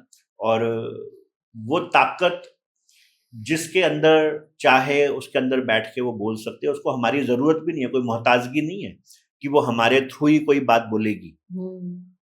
वो ताकत तो पत्थर से काम करवा लेती है। बिल्कुल ठीक बात है। तो वो हमारी मोहताज नहीं है। मैं तो ये सोचता हूँ कि उस ताकत ने हमारे को इस लायक समझा कि हम उसकी जो जलाल है उसको विटनेस कर पा रहे हैं।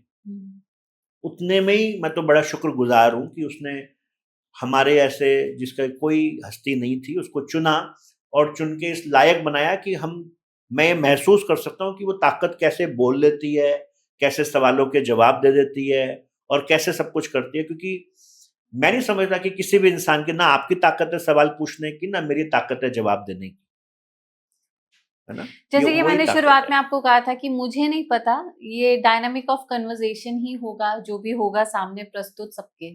बातें तो कितनी हैं, आपके अनुभव, आपके जीवन से, बट जो आज के पॉडकास्ट में निकल कर आना होगा वो अपने आप सामने आ जाएगा।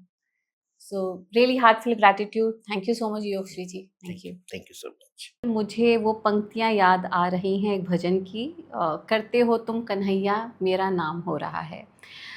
बिल्कुल हमारे जीवन का जो क्षण क्षण है वो उस प्रभु को समर्पित, और उन्हीं की कृपा से हम और हमारा ये संसार। मैं उम्मीद करती हूँ, कामना करती हूँ कि हम सबको उस परम आनंद की अनुभूति हो। हम सब अपने आप को, अपने हर एक कार्य को उनको समर्पित करते हुए अपने आत्मा की गति के लिए आगे बढ़ें। आपके उज्जवल भविष्य के लिए, अच्छे जीवन के लिए हमारी ढेरों शुभकामनाएँ। उम्मीद है आपको हमारी ये बातचीत भी पसंद आई होगी। लाइक, शेयर, सब्सक्राइब करना आप ना भूलें। अगले पॉडकास्ट में आपसे फिर मिलेंगे। दीजिए इजाज़त। नमस्ते।